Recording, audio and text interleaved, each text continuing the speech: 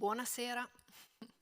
Buonasera a tutti, a voi che siete qui, a chi ci guarda da casa e chi ci guarderà nei prossimi giorni, nelle prossime settimane. Siamo qui a questo evento, questo incontro, convegno, insomma è anche una chiacchierata tra persone che si conoscono e che lavorano più o meno nello stesso ambito. Parleremo di scienza e di alimentazione sostenibile in un evento che rimane, diciamo così, nell'ambito delle iniziative di questo nuovo laboratorio, possiamo chiamarlo così, il TLQS, il Laboratorio Triestino per la Sostenibilità Quantitativa, parole difficili che nel corso delle prossime 2 ore cercheremo appunto di sviscerare, di capire che cosa significano. Un'iniziativa dell'Istituto Nazionale di Oceanografia e Geofisica insieme alla Fondazione Internazionale di Trieste e qui oggi anche in collaborazione con l'Università di Udine e la Regione Friuli Venezia Giulia, con una partnership importante che a me personalmente fa molto piacere, perché è quella con la Business and Professional Women Foundation, che è un'associazione internazionale che si occupa di promuovere la formazione professionale delle donne, soprattutto in ambito scientifico, settore dove purtroppo siamo ancora poche, troppo poche. Ma vabbè, certo, ci mancherebbe, insomma, bisogna essere però più brave dei maschi in genere, ma comunque non entriamo in questi discorsi che ci portano su tutti altri filoni, ma parliamo appunto di sostenibilità, di cibo e di filiera agroalimentare. Lo faremo con degli ospiti, devo dire, veramente di rilievo, che rappresentano anche dei progetti che sono partiti da poco e che avranno un lunghissimo respiro, che sono stati finanziati con i fondi del Next Generation EU, che poi è diventato il PNRR qua in Italia, e che probabilmente, speriamo, insomma, riformeranno un po' il sistema agroalimentare e magari ci porteranno dentro ancora più scienza di quella che c'è già. Prima di entrare nel vivo degli incontri, io vorrei dare la parola al nostro ospite, quindi alla persona che ci ospita, il magnifico rettore dell'Università di Udine, che credo che sia collegato, Roberto Pinton, per un saluto. Eccolo. Buonasera. Sì, buonasera, spero che mi sentiate. Intanto vi do il benvenuto, diciamo, all'Università di Udine, ma io non ci sono fisicamente, mi spiace un po' non esservi, però devo anche dire con una scusa, diciamo, quasi alimentare, visto che sono di rientro all'Università di Parma, quindi città, territorio, università estremamente coinvolta nel cibo e nell'alimentazione, quindi almeno per la questione tematica non sono lontano e cercherò di rimanere collegato naturalmente per tutte le 2 ore. Innanzitutto benvenuti a tutti, quelli che sono presenti e quelli che sono collegati, e un benvenuto, un ringraziamento naturalmente a quelli che saranno i relatori, insomma il vero motivo poi per cui si partecipa a questi eventi. Io devo però prima fare un ringraziamento all'OGS, che è stato citato, a FIT, la Fondazione Internazionale Trieste, per aver prodotto questo progetto che auspichiamo tutti diventi anche più ampio, in cui sono previste, come diranno meglio loro, le diverse tematiche e aspetti che riguardano la sostenibilità. E ovviamente un particolare apprezzamento anche, insomma, dal punto di vista personale per aver organizzato, sollecitato l'organizzazione di queste 2 giornate, sapendo che ce n'è stata una ieri a Trieste e oggi una a Udine sul tema proprio della sostenibilità in ambito del cibo, dell'alimentazione. Sappiamo che questo inevitabilmente incrocia, come diranno bene i relatori, e anche il Sustainable Development Goal, ce n'è uno almeno, che bisognerebbe sfamare il mondo, poi bisogna produrre di più, consumare, sprecare di meno e avere non solo tanto cibo, ma avere cibo sano. Quindi credo che questo sia un sistema decisamente complesso, non solo la sostenibilità, ma già parlare di cibo e alimentazione. E quindi benvengano tutte le discussioni e tutte le attività che possono fornire realmente delle basi per studi, ricerche, approfondimenti su temi così complessi e multidisciplinari. In realtà tutti gli enti che sono coinvolti, cioè quelli accademici e non, hanno a che fare con temi multidisciplinari e credo che questi siano occasioni che andrebbero non solo diciamo, svolti occasionalmente, diventassero poi una pratica per portare un contributo effettivo alle varie attività. Mi fa molto piacere che siano presenti persone di riferimento, parlo di Matteo Lonito e Danilo Porro, i due centri nazionali. Siamo in piena fase di avvio del PNRR, due centri nazionali che hanno a che fare proprio con l'alimentazione, meglio agritech, e la biodiversità in ambito agrario, naturale. Quindi io credo che questi siano già due punti di riferimento importanti, credo che dovremo mettere molta attenzione anche a quello che uscirà dal lavoro di questi centri nazionali. Così come mi piace salutare Peter McGrath e anche ringraziare Michele Morgante per l'organizzazione. Però essendo un sistema complesso, complicato e multidisciplinare, credo che anche gli aspetti pratici, applicativi, normativi, poi sarebbero anche politici ovviamente, non vanno disconosciuti o dimenticati. Vorrei salutare il Giovanni Carrosio, scusate, Massimiliano Giansanti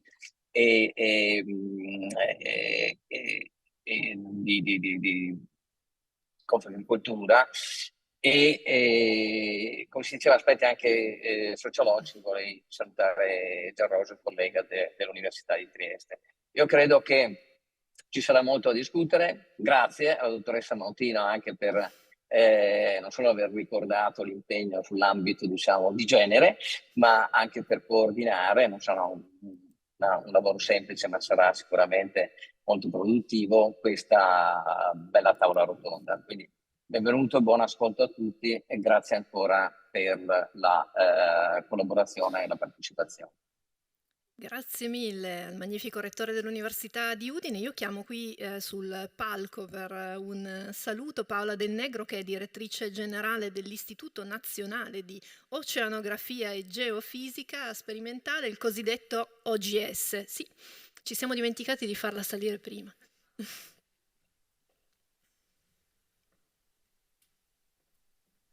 Ecco, io molto spesso ho l'impressione che tutti mi invitino per la parità di genere, no? E quindi, voglio dire, sono qua e quindi stiamo... Anche io. Ecco, io sono un ex ricercatore convertito a un ruolo gestionale e dirigenziale in questo momento. Però ho una formazione da biologa marina e sono sempre emozionata a parlare all'Università di Udine, perché è l'università della mia città, dove io mi sono soltanto presa un diploma di scuola di specializzazione e di master, ma non ho fatto qui i miei percorsi. Però da ragazzina ho partecipato a tutte le manifestazioni perché il Friuli voleva fortemente questa università, per cui i miei primi scioperi sono stati fatti proprio per l'Università di Udine, che sento mia anche se ho fatto poco percorso in questa università. E questo progetto è molto bello, ha un unico difetto, si chiama Trieste Laboratori, no? Si doveva chiamare Friuli Venezia Giulia Laboratori. Adesso non è più Trieste ma è De Laboratory. Perfetto, perché così veramente riesce ad essere multidisciplinare a tutti i livelli e anche multiregionale e non si può dire provinciale perché noi non abbiamo più le province. Bene, allora detto questo, io penso che questo argomento sia veramente estremamente importante, sia in termini legati alla biodiversità che nei termini legati alla possibilità di soddisfare quelli che sono gli obiettivi dell'Agenda 2030. Io, come vi dicevo, sono biologa marina, per cui faccio sempre una grande attenzione all'ambiente e credo che l'alimentazione e l'ambiente in questo momento non stiano collimando e ci siano molti misunderstanding, molte cose che vanno riviste in modo molto forte, perché non è perché io sono vegetariano che ho un'attenzione all'ambiente più alta rispetto a chi pratica una dieta, come dire, mediterranea nel suo complesso, o comunque noi siamo animali onnivori, per cui dobbiamo fare molta chiarezza relativamente a questo. Il rettore diceva dobbiamo dare cibo a tutti e cibo buono a tutti. Sì, è verissimo, però dobbiamo fare attenzione che dobbiamo gettare le basi affinché il nostro pianeta possa garantire cibo buono a tutti.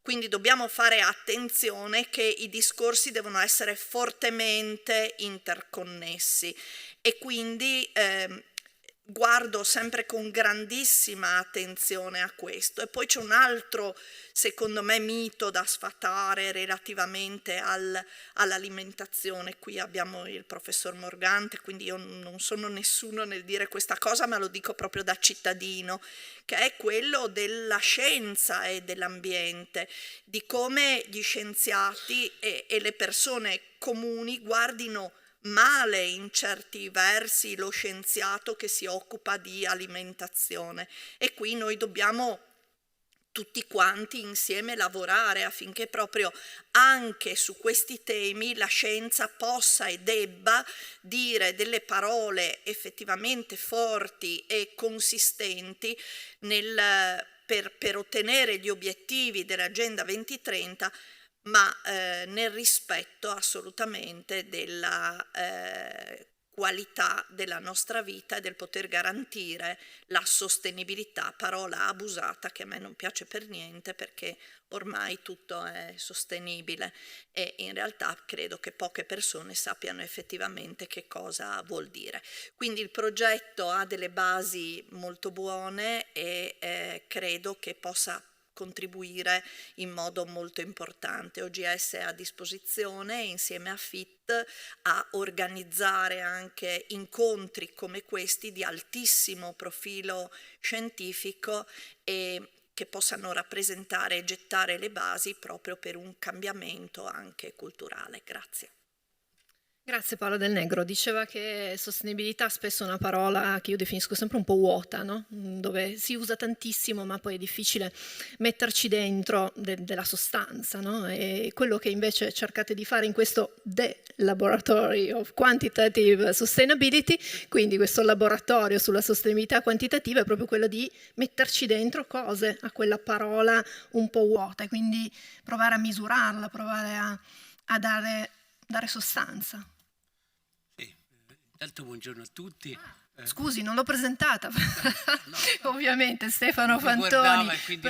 Certo. Stefano Fantoni, presidente della Fondazione Internazionale Trieste, fisico teorico in quiescenza, è stato definito qui sul programma, non so se l'ha scelto lei o se gliel'hanno affibbiato i suoi collaboratori per scherzo, è insomma uno dei fisici più importanti che abbiamo nel nostro paese. Prego. Intanto dicevo, intanto vi saluto e vi ringrazio per essere qua e ringrazio il rettore che ci ha ospitato in questa bellissima sede. Mi complimento con lui perché è veramente molto bella e soprattutto ringrazio, oltre all'OGS che è compagno con noi in questa avventura, noi ancora la chiamiamo avventura perché l'obiettivo è molto alto, come avete sentito, ma insomma è un'avventura fattibile, è vero che è fattibile, noi siamo convinti che si possa fare. Però naturalmente sono le persone che stanno dietro a fare a partecipare a questa avventura che sono le più importanti, le persone come Michele Morgante che naturalmente diciamo, sul tema che ha a che fare con l'alimentazione sostenibile, il cibo, a vari livelli, perché poi abbiamo scoperto già da quello che abbiamo sentito ieri, stamattina e che sentiremo, io credo, non c'è quasi insomma, niente di più interconnesso di questa materia, in realtà, anche molto di più di quello che io, per la verità, mi aspettavo. Ho imparato un sacco di robe e quindi è importante che questo ci ha insegnato che ancora una volta che non si può procedere in tematiche come questa senza essere effettivamente interdisciplinari. Quindi un'altra parola abusata, Paola, interdisciplinari, perché io spesso ho usato dire che bisogna evitare nell'interdisciplinarità che si parli poco profondamente di tutto, cioè in maniera un po' cattiva si diceva nell'interdisciplinarità bisogna che non sia sapere niente di tutto. Quindi è per questo che noi siamo partiti con una struttura che è, se vuoi, un risultato della disciplinarità. Insomma, con la disciplinarità, insomma, la scienza è andata avanti molto bene per molti anni. Ora sono cambiati i tempi e dobbiamo anche imparare altro. Quindi questo laboratorio che sta crescendo ha anche questa valenza, oltre ad avere la valenza di lavorare su queste tematiche, sulla tematica del cibo come sulla tematica del clima e quant'altro. Questo questo convegno che è stato organizzato fondamentalmente da Michele Morgante, lui ci dirà molto di più, vi dirà molto di più su questo, è uno dei temi portanti di tutto il laboratorio.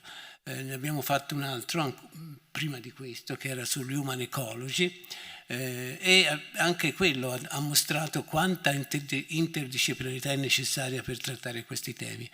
Questo mi è sembrato ancora di più, almeno da quello che ho visto, perché c'è la connessione con il cibo, l'agricoltura, con la salute, diciamo, tutte queste questioni sono molto interconnesse e guai a immaginare di studiarle in maniera separata, quindi io credo che sia stata un'ottima partenza.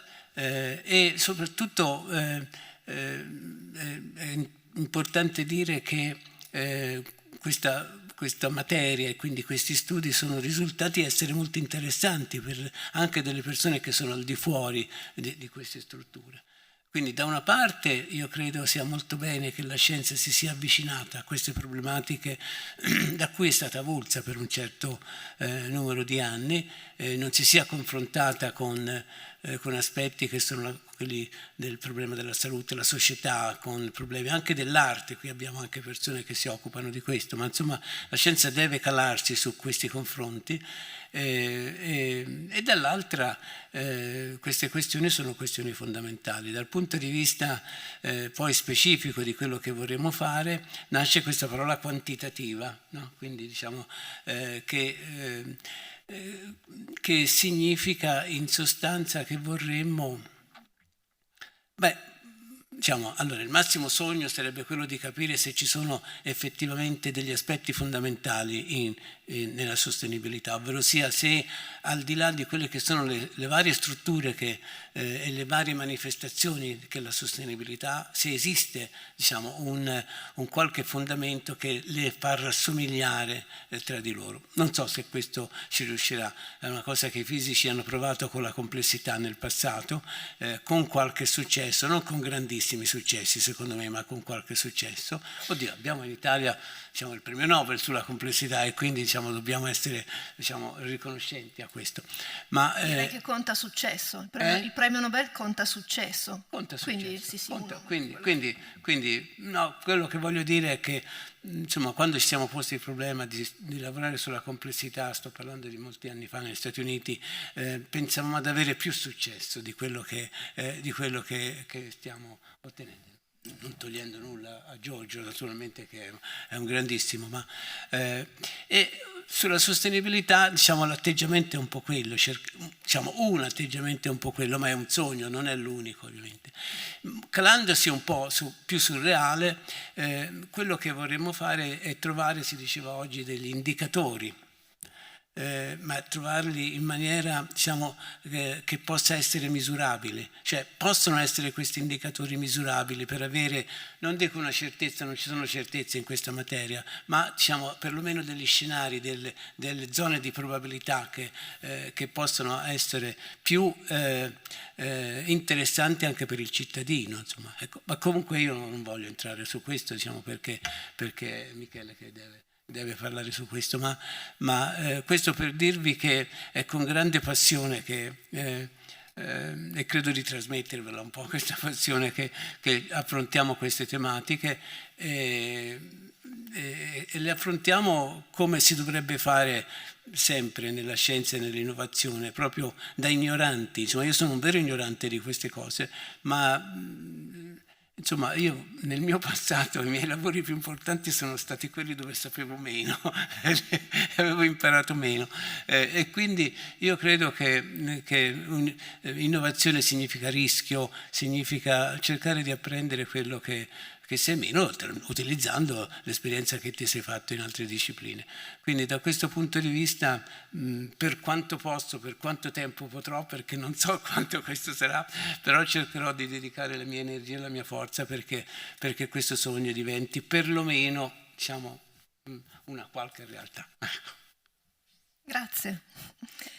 Sì, beh, ci sta.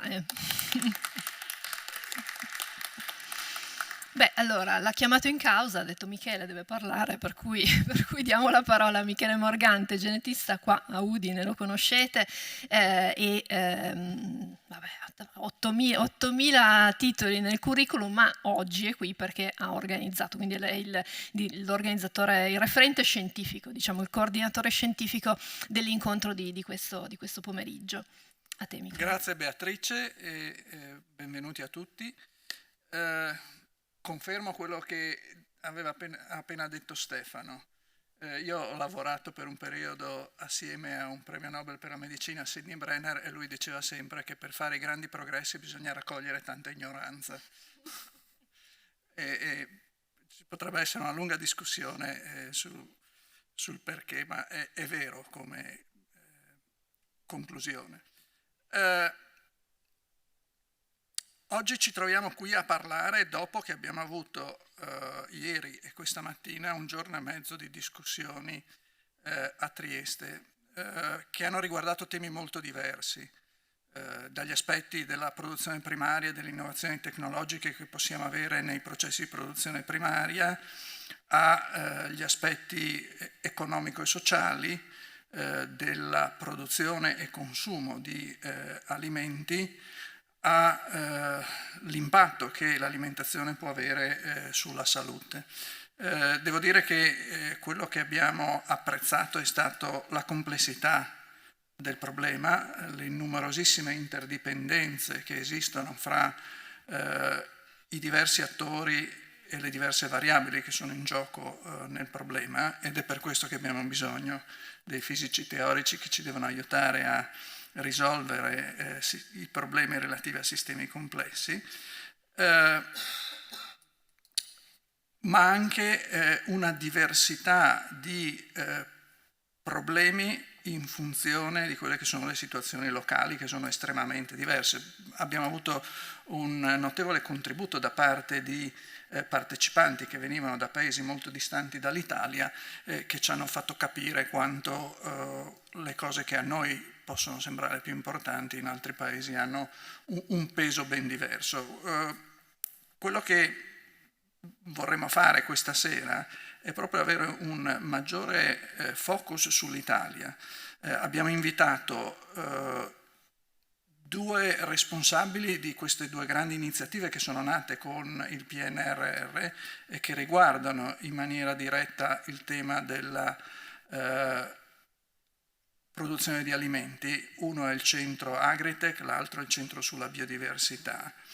E ricordo che questi sono centri di ricerca che non devono occuparsi di ricerca di base, ma devono occuparsi di ricerca che poi possa portare a delle applicazioni che vengono trasferite al sistema produttivo, e quindi è quanto mai importante capire cosa intendono fare. E poi abbiamo diciamo, gli utilizzatori primari di quelle che possono essere le innovazioni che la ricerca può portare, che sarebbero i rappresentanti delle due più grosse associazioni di categoria nel campo dell'agricoltura, il vicepresidente nazionale di Coldiretti Nicola Bertinelli e il presidente di Confagricoltura Massimiliano Giansanti, che sono quelli che poi alla fine devono per primi portare queste innovazioni nel sistema produttivo, e ovviamente sarà fondamentale avere il loro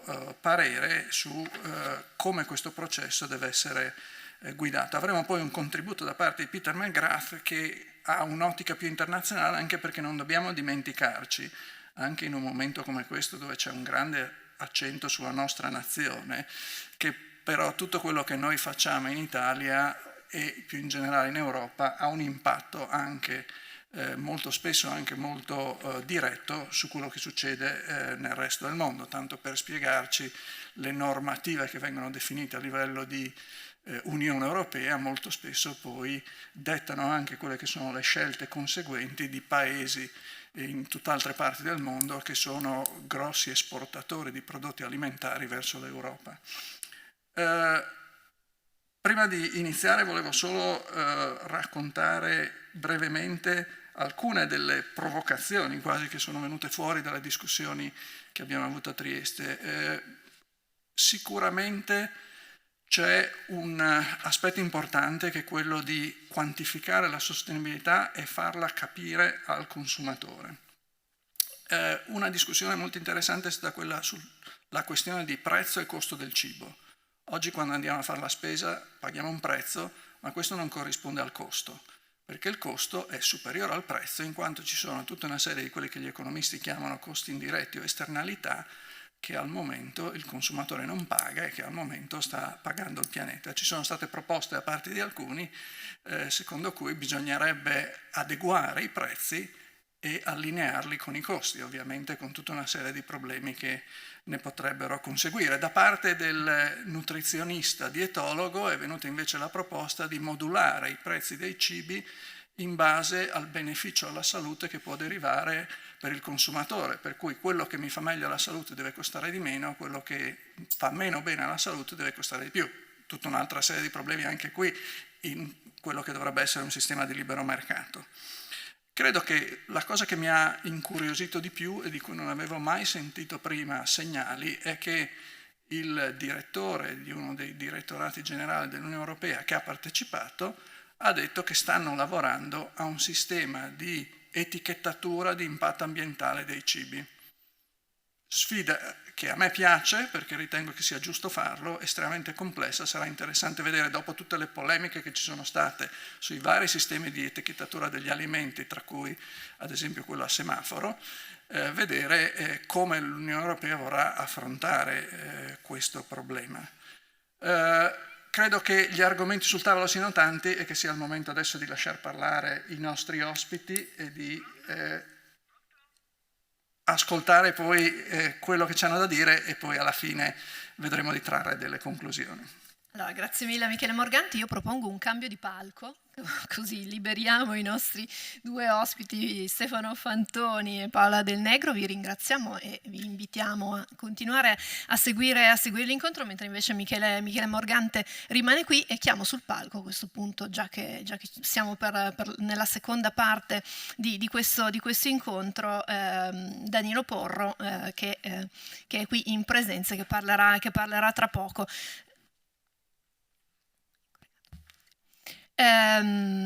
Iniziamo, dicevo, questa seconda parte che è stata già introdotta da Michele Morgante con alcuni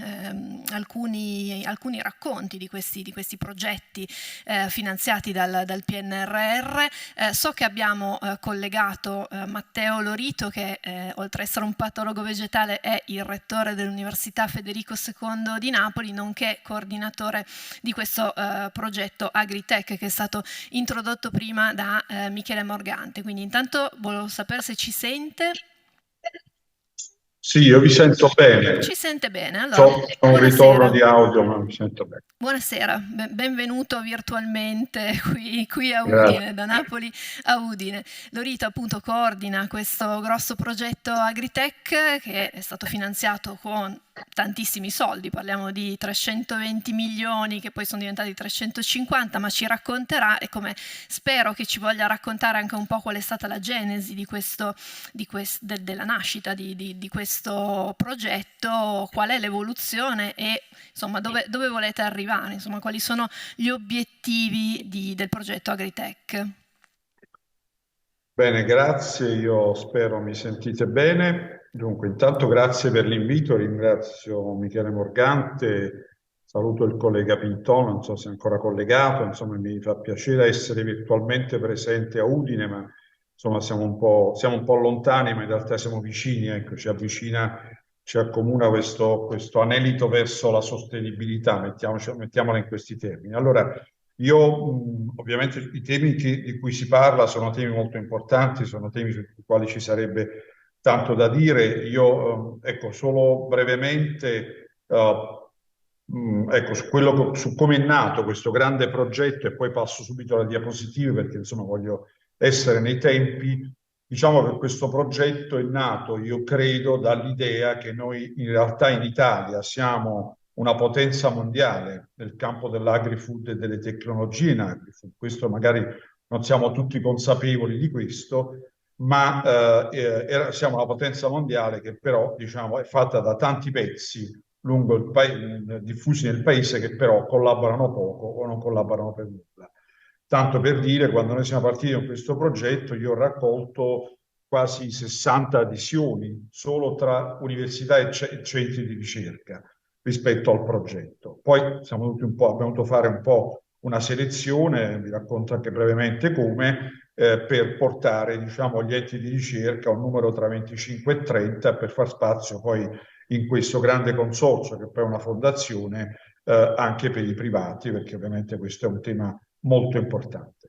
L'altro tema l'ha un po' introdotto Michele, questi centri, ce ne sono 5 in Italia, stati istituiti, questo è quello sull'Agritech, sono una nuova funzione di cui il Paese si dota per diventare più competitivo su questi temi. Con l'Agritech, con la presenza dell'Agritech, oggi un imprenditore, che sia italiano, che sia straniero, che vuole realizzare un'innovazione nel suo campo di interesse, un nuovo ramo d'azienda, vuol trovare una nuova tecnologia, pensa di poter innovare quello che sta facendo, pensa di creare una nuova impresa, non deve più rivolgersi singolarmente al professor Morgante, al professor Lorito, al professor Porro, ma può interagire con Agritech e con questo lui ha tutto il parterre, diciamo, in questo momento più avanzato che c'è in Italia sul tema delle nuove tecnologie nel settore dell'agricoltura. Detto questo, io provo a condividere lo schermo.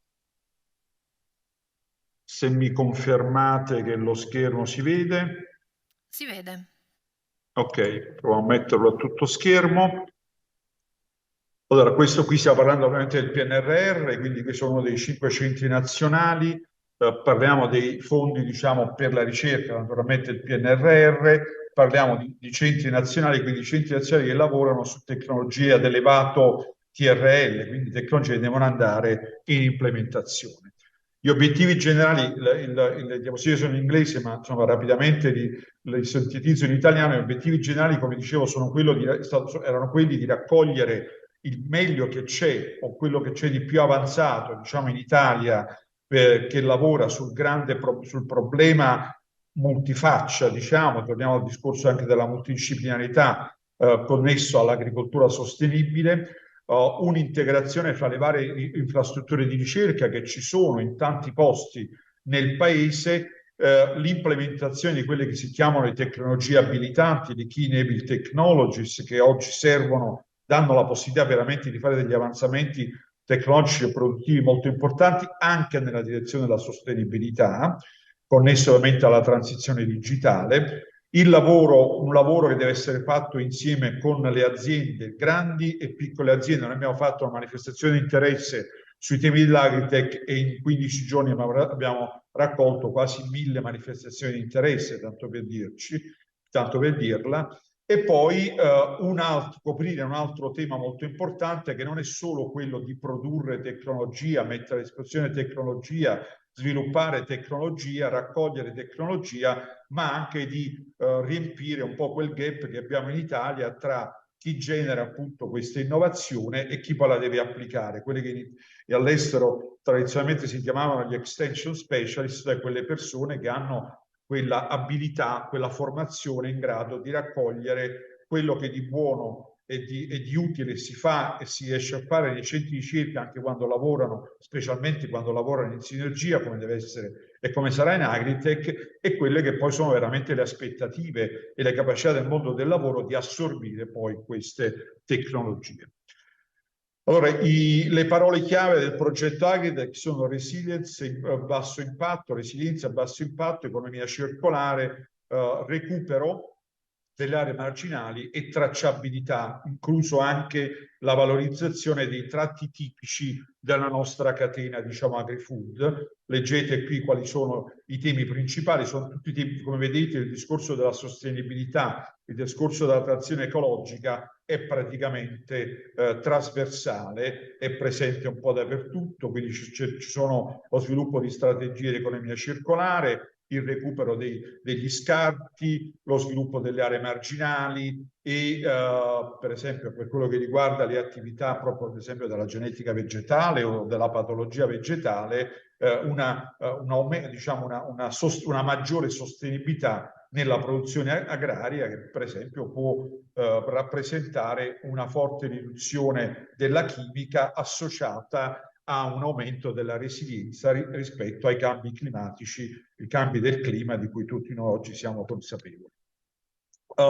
Le attività si svolgono come una federazione di laboratori, quindi questo centro non è come, tanto per intenderci, può essere lo Human Technopole o il Centro Italiano di Tecnologia, dove si prendono tutti i ricercatori e si mettono a lavorare nello stesso posto. Qui ognuno lavora sostanzialmente a casa sua, si coordinano in 9 spoke, come vedrete, faccio vedere rapidamente, ben distribuiti nel territorio, nel paese, e si lavora praticamente su 5 obiettivi strategici, che sono la risorsa genetica nell'adattamento ai cambiamenti climatici, la riduzione degli agrochimici, come si diceva, le nuove tecnologie, quindi le nuove tecnologie smart, le nuove tecnologie che fanno affidamento anche sull'innovazione appunto digitale, robotica, tecnologica e quant'altro, l'agricoltura resiliente rivolta anche ai sistemi forestali, la produttività e la riduzione degli impatti ambientali anche dei sistemi di produzione animale, che quindi sono parte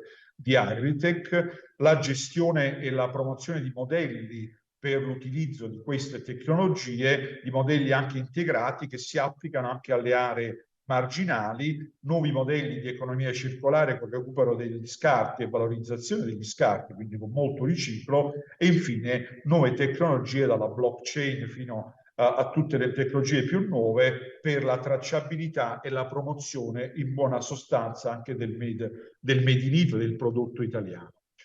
Il centro lavora come gli altri con un hub e un numero determinato di spoke, noi ne abbiamo 9, distribuiti, come dicevo, in tutta Italia, sono 3 al sud, 3 al centro, 3 al nord, geograficamente una distribuzione molto equilibrata, ma ovviamente c'è stato tutto un lavoro per mettere insieme questa interazione, e poi ai 9 spoke fanno riferimento tutti i ricercatori, che sono centinaia e centinaia, che hanno dato la loro disponibilità a lavorare per l'Agritech, con l'Agritech e anche, diciamo, parzialmente, come dire, condividendo gli obiettivi dell'Agritech. Infatti la nostra compagine, che poi si è raccolta in una fondazione, perché questi centri potevano formare, diciamo, avere diverse forme di aggregazione, noi abbiamo scelto quella della fondazione, una fondazione, diciamo, di diritto privato, che però utilizza nel progetto Agritech, nel progetto PNRR, sostanzialmente denaro pubblico. E noi siamo ricostruiti da 24 università pubbliche, selezionate in maniera molto, molto particolare, molto attenta, 4 università private, 5 centri di ricerca o enti di ricerca, 14 company, e vedremo quali sono i nostri privati, che si occupano anche di ricerca, quindi che ricevono anche finanziamenti per fare attività di ricerca insieme agli enti pubblici, e 4 grandi company, 4 aziende che sono parte della fondazione, sono voluti stare alla fondazione pur non svolgendo direttamente attività di ricerca. Come abbiamo selezionato questa lunga lista che vedete qui, credo sulla destra della diapositiva, delle istituzioni che partecipano all'Agritech, è stato molto complicato, molto difficile. Abbiamo fatto un lavoro molto certosino, andando a guardare proprio la produttività scientifica delle varie istituzioni. Tanto per dire, se guardiamo agli ultimi 6 anni della produzione, il numero di papers, quindi il numero di pubblicazioni originali prodotte dalle istituzioni che lavorano in Agritech, vedete dei numeri molto importanti, e poi a fianco vedete anche quali sono i temi sui quali poi questi numeri si sono, come dire, mossi di più, sono i numeri più alti. Naturalmente l'impatto è ovviamente funzione anche un po' del numero e dell'importanza delle ricerche svolte. Ecco, per selezionare gli attori principali di Agritech, lo vedete qui sulla sinistra, questi sono i progetti di Horizon 2020 di cui le varie università e centri di ricerca sono stati assegnatari, e con le percentuali dei progetti che hanno destinati all'area appunto di Agritech, mentre sulla destra vedete per esempio la capacità di collaborare dei vari enti di ricerca con le loro ricerche, dove vedete in blu e in arancio i lavori che vengono fatti con collaboratori nazionali e con collaboratori internazionali. Insomma, non abbiamo scelto università, gruppi di lavoro che lavorano, diciamo, da soli, perché oramai se non si lavora insieme non si raggiungono importanti risultati. Anche questo è un altro modo, giusto per farvi capire, perché abbiamo costruito un progetto, una cordata da 320 milioni a fondo perduto, un costo di 350 milioni, un singolo progetto di dimensioni enormi, diciamo, e quindi c'è stata, diciamo, non c'è stata la chiamata del collaboratore tradizionale. Abbiamo fatto un lavoro molto importante, che vedete per esempio il livello di specializzazione dei vari enti di ricerca rispetto ai temi importanti appunto per l'Agritech. Ancora una volta per dirvi che è stata una compagine complessa. Un'altra cosa importante è che noi abbiamo avuto la possibilità poi di creare una cordata con un progetto che è stato valutato in maniera molto molto rigorosa da revisori stranieri, e devo dire con grande soddisfazione abbiamo avuto anche il punteggio più alto, ma non è quello, è stato valutato molto bene la capacità dell'Agritech, la potenzialità dell'Agritech di andare oltre il PNRR, perché il punto è, a questo punto non è solo il PNRR, ma noi stiamo già guardando oltre il PNRR, perché questi sono centri che devono sopravvivere e devono andare avanti, perché sono centri strategici per il Paese.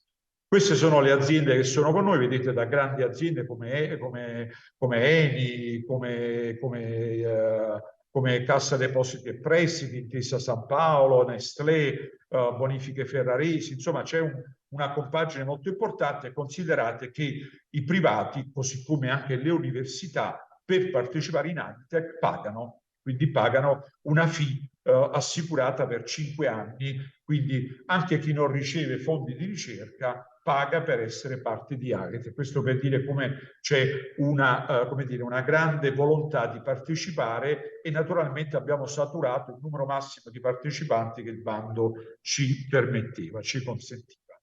Le interazioni sono molto importanti, non vado nel dettaglio naturalmente, ma insomma sono interazioni complesse che hanno determinato anche come i vari spoke hanno la responsabilità, quindi ognuno degli spoke, come se fosse un centro di ricerca, ha la responsabilità di concentrarsi su un progetto specifico, e tutti questi progetti devono lavorare insieme e l'hub, diciamo, è il coordinatore generale. E infatti nell'hub poi, che ha un finanziamento ad hoc, quindi oltre al finanziamento, diciamo, delle attività negli SPOC, c'è il finanziamento che va all'hub, e nell'hub ci sono attività importanti che abbiamo individuati, che sono naturalmente il management, estremamente complesso, ve lo devo dire, monitoring di progetti, monitoring dello sviluppo del progetto e tutte le attività amministrative che sono estremamente impegnative. Ma c'è anche qualche novità, perché noi siamo appena partiti, proprio in questi giorni, ancora open, diciamo, la call per l'Agritech Academy, dove noi selezioneremo 40 soggetti in borsa di studio che formeremo, come dicevo, per quelle figure di trasferimento tecnologico e di informazione e appunto anche di divulgazione che dovranno connettere il mondo della ricerca raccolto da Agritech e, diciamo, il mondo del lavoro, il mondo della produzione, il mondo appunto di chi ha proprio i piedi in campo, potremmo dire. Poi abbiamo anche tutta una serie di attività sul technology transfer che sono in capo all'hub, mentre invece ogni SPOC, sempre insieme all'hub, svilupperà ad esempio quelle che si chiamano i living labs, cioè dei dimostratori in cui noi mostreremo letteralmente quelle che sono le potenzialità delle varie tecnologie. Le attività cross-spoke dell'hub naturalmente sono, come dicevo, quelle di training e quelle di training per apportare a una uptake tecnologico e apportare anche una riduzione dell'impatto ambientale, perché la riduzione dell'impatto ambientale è una condizione, diciamo, per l'utilizzo di questi fondi PNRR, uno degli obiettivi che dobbiamo raggiungere, così come naturalmente il progetto è tarato per produrre innovazione, business e startup, la classico trasferimento tecnologico, quando saremo valutati anche per quante startup partiranno durante e alla fine della vita del progetto PNRR, che quindi, ripeto, non è la fine della vita di Agritech, ma è solo la fine della parte, il momento iniziale di Agritech che parte appunto col grande input del progetto PNRR. Che cosa costa diciamo, al pubblico, alla comunità europea, all'Italia, questo progetto? Lo vedete qui, il total project costa 353 milioni da spendere sostanzialmente in circa poco più di 30 mesi a questo punto. Quindi una grandissima sfida, una sfida enorme, una grande opportunità, una scelta strategica straordinaria, una sfida che noi non possiamo fallire, perché sarebbe veramente un gran peccato. Ma non la falliamo, diciamo, abbiamo veramente selezionato, abbiamo messo in campo la squadra migliore che avevamo praticamente in Italia. Ma non solo, adesso a marzo si sta adesso ragionando sui format, eccetera, partiranno i cosiddetti bandi a cascata, cioè la norma prevede che almeno il 10% di quei fondi, di quei 350 milioni, devono essere appostati su bandi che vengono prodotti dalla Fondazione Agritech, ai quali tutti possono partecipare, tutti eccetto chi è già parte della Fondazione. Quindi altre aziende che si consorziano, altri laboratori di ricerca, altre università che non sono entrati in Agritech, altri enti di ricerca possono produrre, presentare dei progetti complementari a quelli di Agritech e possono essere finanziati da Agritech, così come li finanzierebbe per esempio la Comunità Europea o un altro ente finanziatore. Quindi questo significa che l'Agritech, come tutti appunto i centri nazionali, poi si aprono a tutte quelle che sono le opportunità che il paese offre, ma anche dall'estero, perché anche dall'estero possono chiedere di partecipare a questa ricerca. L'importante è che i benefit arrivino praticamente sul paese Italia, e non ci dimentichiamo, il 40% della spesa deve essere comunque nel meridione. Gestire una fondazione come Agritech, lo voglio far vedere perché altrimenti sembra una roba, diciamo, quasi semplice da fare, è molto complicato. Qui vedete, tanto per capire la struttura, io in questo momento ho il ruolo di presidente, c'è un direttore che abbiamo appena contrattato, che contratteremo tra poco, che è venuto fuori una call internazionale, c'è un direttore scientifico, c'è tutto un coordinamento, c'è tutto un controllo, anche, diciamo, anche economico. Considerate che insomma, proprio qualche giorno fa, lo potete trovare sui media, io ho sottoscritto un accordo con la Guardia di Finanza per uno scambio continuo, di monitoraggio continuo delle spese correlate al PNRR, perché diciamo siamo molto contenti, ma insomma la mia università è entrata in 5 centri nazionali, non so, quindi più di 15 infrastrutture, in 12 partenariati, quindi come dire, dobbiamo essere sicuri che tutto vada nella maniera migliore. Quindi noi dovremo spendere denaro pubblico nella maniera più efficace, ma soprattutto dovremo realizzare, diciamo, il progetto. Questa è l'attività nel lab, quello che fanno il direttore scientifico e il direttore generale. Vedete, c'è tutta una serie di attività che vengono svolte, diciamo, da questi ambiti. La penultima diapositiva, con la quale io ringrazio per l'attenzione. Il nostro motto è Our Journey for the Future of Agriculture, è un'opportunità veramente per l'Italia di fare un salto in avanti verso un futuro nell'agricoltura, ma io ecco mostrerò un'ultima diapositiva per rispondere a una domanda che mi viene ripetutamente rivolta ogni volta che presento cos'è l'Agritech, perché naturalmente c'è una grande attenzione con questa immagine, perché mi chiedono, sì, ma poi il consumatore cosa vedrà di questo grande investimento? Il sistema della produzione dell'agri-food italiano, che cosa vedrà da questo grande investimento?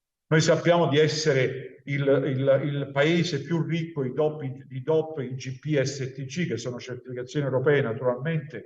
Abbiamo un export che è cresciuto tantissimo dei prodotti italiani. I prodotti agri-food italiani, io qui mostro quelli campani, scusate un minimo di campanilismo, non me ne vogliate, però i prodotti italiani all'estero sono veramente come quelli correlati alla moda, significano qualità. Noi dobbiamo fare in modo che questa qualità sia sempre più diffusa. Non è possibile che anche in Italia a volte noi andiamo a comprare, consumiamo prodotti che non hanno una qualità adeguata a quello che sono i nostri standard, i nostri territori. Questo è estremamente importante. L'Agritech funzionerà, lavorerà perché questo avvenga, perché senza l'implemento di nuove tecnologie, che siano genetiche, siano digitali, siano di modelli, eccetera, noi non riusciremo a raggiungere gli obiettivi della sostenibilità. Non possiamo più produrre come producevano i nostri nonni, i nostri bisnonni, ma per produrre con maggiore qualità e in maniera più sostenibile, siamo visti come dei campioni all'estero, e anche per quello abbiamo bisogno di implementare le nostre tecnologie e quelle che riusciremo a sviluppare tutti quanti insieme. Io con questo vi saluto, vi ringrazio per l'invito e resto a disposizione per eventuali domande. Grazie mille, professore. Sente l'applauso? No, ma lo immagino. Ah, va bene. Comunque sappia che c'è un applauso e ci tenevo a rassicurarla a nome, credo, di tutto il pubblico, che da quello che ci ha raccontato non pensavamo che fosse semplice, ecco, di sicuro. Quindi la complessità, per stare nelle parole che citava prima il professor Fantoni, si è percepita tutta, e anche un po' la preoccupazione, perché insomma è veramente, entrambi sono progetti molto, molto grandi che appunto speriamo che portino quei risultati che si vedevano nell'ultima slide. Lei ha citato, intanto poi la saluto e la libero, lei ha tirato un po' in ballo i produttori di tutto quello che è poi il cibo che noi portiamo in tavola, quindi gli agricoltori, gli allevatori, e abbiamo qui due rappresentanti delle due associazioni di categoria più importanti degli agricoltori, che saranno prima uno e poi l'altro, quindi dovrebbe esserci già collegato Nicola Bertinelli di Coldiretti. Eccolo lì, il vicepresidente di Coldiretti. Buonasera, benvenuto. Grazie, buonasera a voi. Non so se ha sentito l'intervento di del professor Lorito prima, però appunto si è parlato di innovazione, si è parlato di molta scienza appunto proprio di ricerca nella filiera agroalimentare, di quale può essere il ruolo della scienza in generale, di tutte quelle discipline che abbiamo citato prima, per aiutarvi di fatto a produrre meglio, a produrre di più, a produrre il cibo che portiamo in tavola in una maniera, si spera, sempre più sostenibile. Per cui volevamo sapere da lei qual è appunto la posizione vostra di Coldiretti in materia appunto legata ai temi della sostenibilità. Prima il rettore parlava di sfide, di opportunità, ma anche di minacce, per cui volevo capire qual è la sua posizione e la posizione dell'associazione che rappresenta. Intanto grazie, buonasera. Spero mi sentiate bene perché sì. ho la connessione un attimino ballerina. Sentiamo. Parto proprio dalla fine dell'intervento del professor Lorito, che saluto, anche perché sono anche il presidente del consorzio del formaggio parmigiano reggiano, quindi i temi che ha sollevato il professore sono alquanto importanti.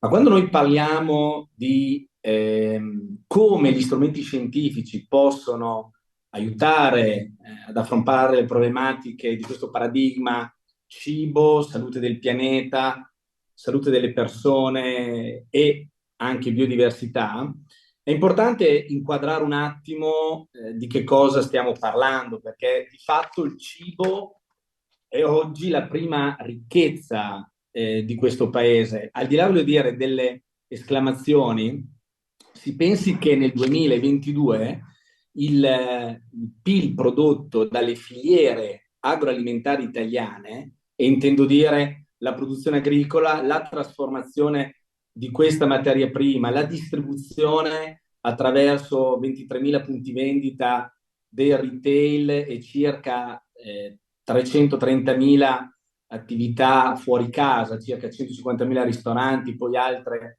della ristorazione collettiva, ha prodotto 580 miliardi di euro di fatturato, cioè il 25% del PIL di questo paese. Se poi uniamo il fatto che nel 2021 un turista straniero ogni due ha deciso dove venire in Italia, non in funzione del mare, della montagna o delle città d'arte, ma ha fatto il suo turismo, il suo itinerario in funzione dell'enogastronomia, e il turismo è il 15% del PIL, ci rendiamo conto che il 40% del PIL di questo paese comunque è legato oggi all'agroalimentare.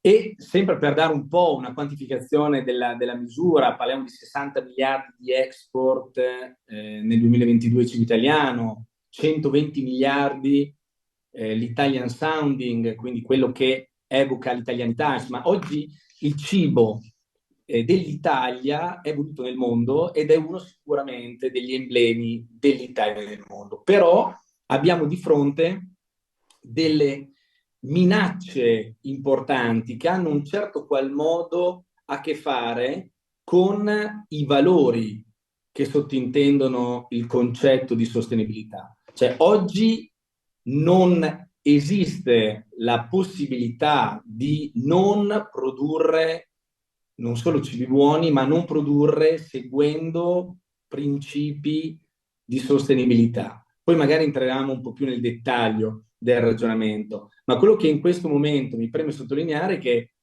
abbiamo minacce su questo sistema che abbiamo inquadrato, su questo sistema che è un pilastro fondamentale dell'Italia, minacce che sono ad esempio il cibo sintetico, cioè uno non vuole essere un complottista, ma è semplicemente business. Cioè noi abbiamo grandi fondi di investimento che sono quelli che hanno investito anche in grandi operazioni come Microsoft, come Google, come Yahoo, ma anche i Big Pharma, che stanno vedendo nella possibilità di produrre cibo in un modo non tradizionale, quindi senza coltivare, senza allevare gli animali. Perché? Perché facendo leva su questa sensibilità che i cittadini oggi hanno, giustissima, stanno sostanzialmente minando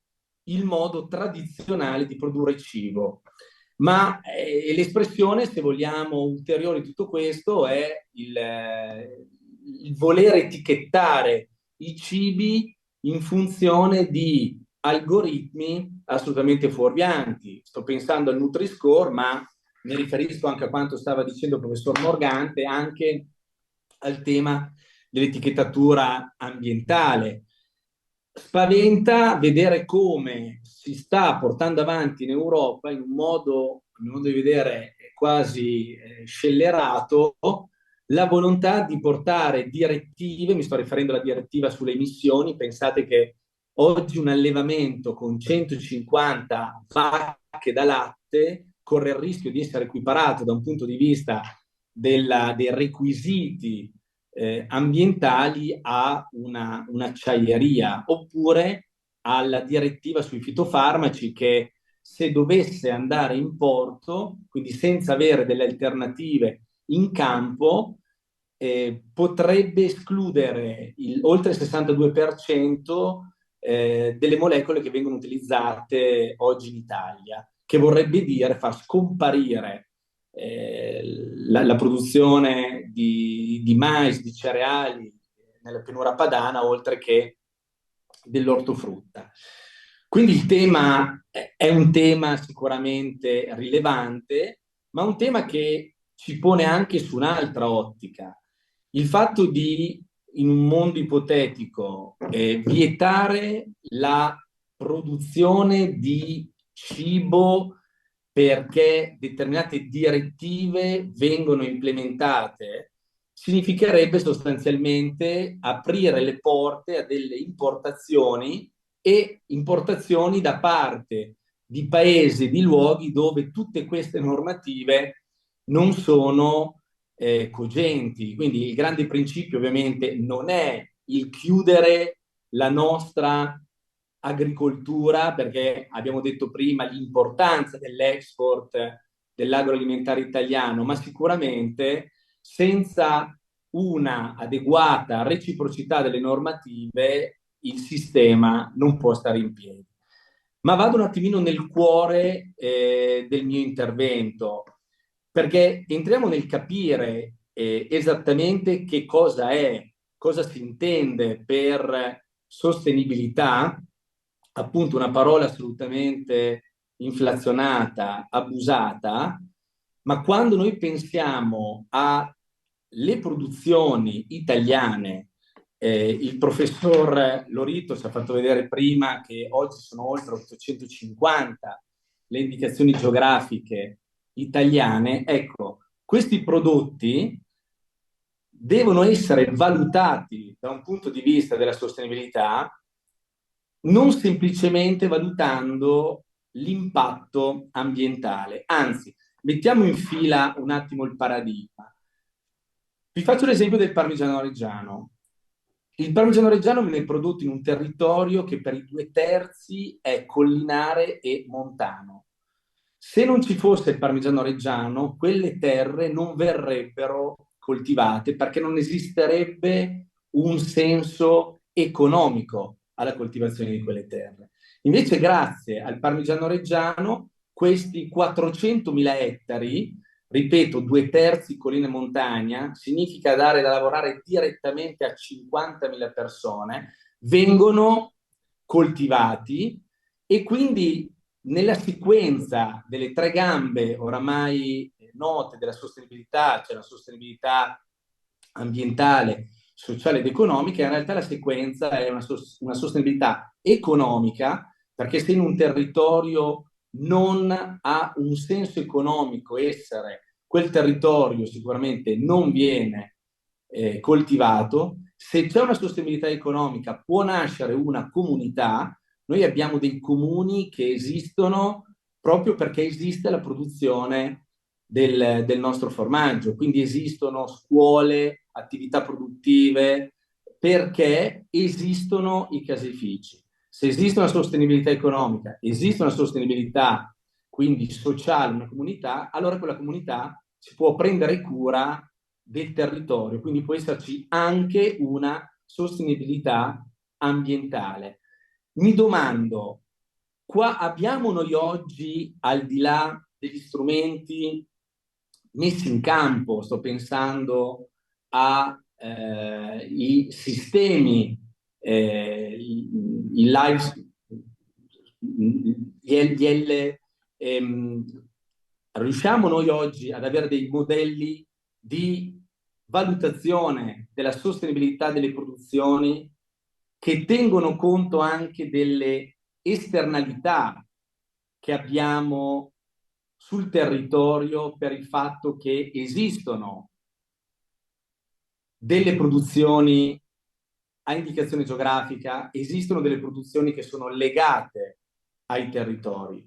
E questo io credo il grande bisogno che oggi l'agroalimentare italiano ha e che chiede alla scienza, cioè quindi alla domanda diritta, come la scienza può aiutare l'agricoltura e l'agroalimentare italiano. Io rispondo certificando attraverso dei modelli di valutazione che vanno oltre rispetto ai modelli tradizionali, per riuscire attraverso la verità ad avere i cittadini dalla parte delle produzioni agricole e agroalimentari. Quindi da qui nasce il tema della analisi dei dati, della raccolta dei dati, di avere dei KPIs, di avere dei misuratori veri e attendibili di quelli che sono i sistemi produttivi ed agroalimentari italiani. Faccio un esempio nel mondo del parmigiano reggiano. Pensate a un allevamento che fa latte. Alla domanda, ma questo allevamento emette CO2?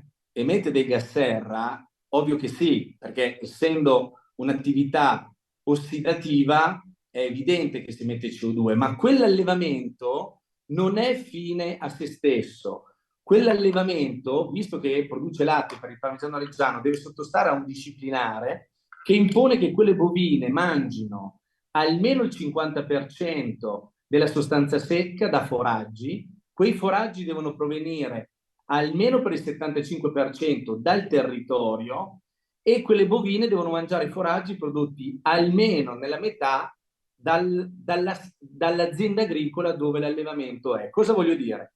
Che facendo un bilancio di massa di quanto emette quell'allevamento in CO2, ma anche quanto il sistema foraggero attraverso la fotosintesi clorofilliana è capace di sequestrare il CO2 dall'ambiente, se l'allevamento viene gestito in un modo adeguato, in base ai primi dati della nostra ricerca, stiamo rilevando che il sistema sequestra più 7% di CO2 rispetto a quanto ne emette.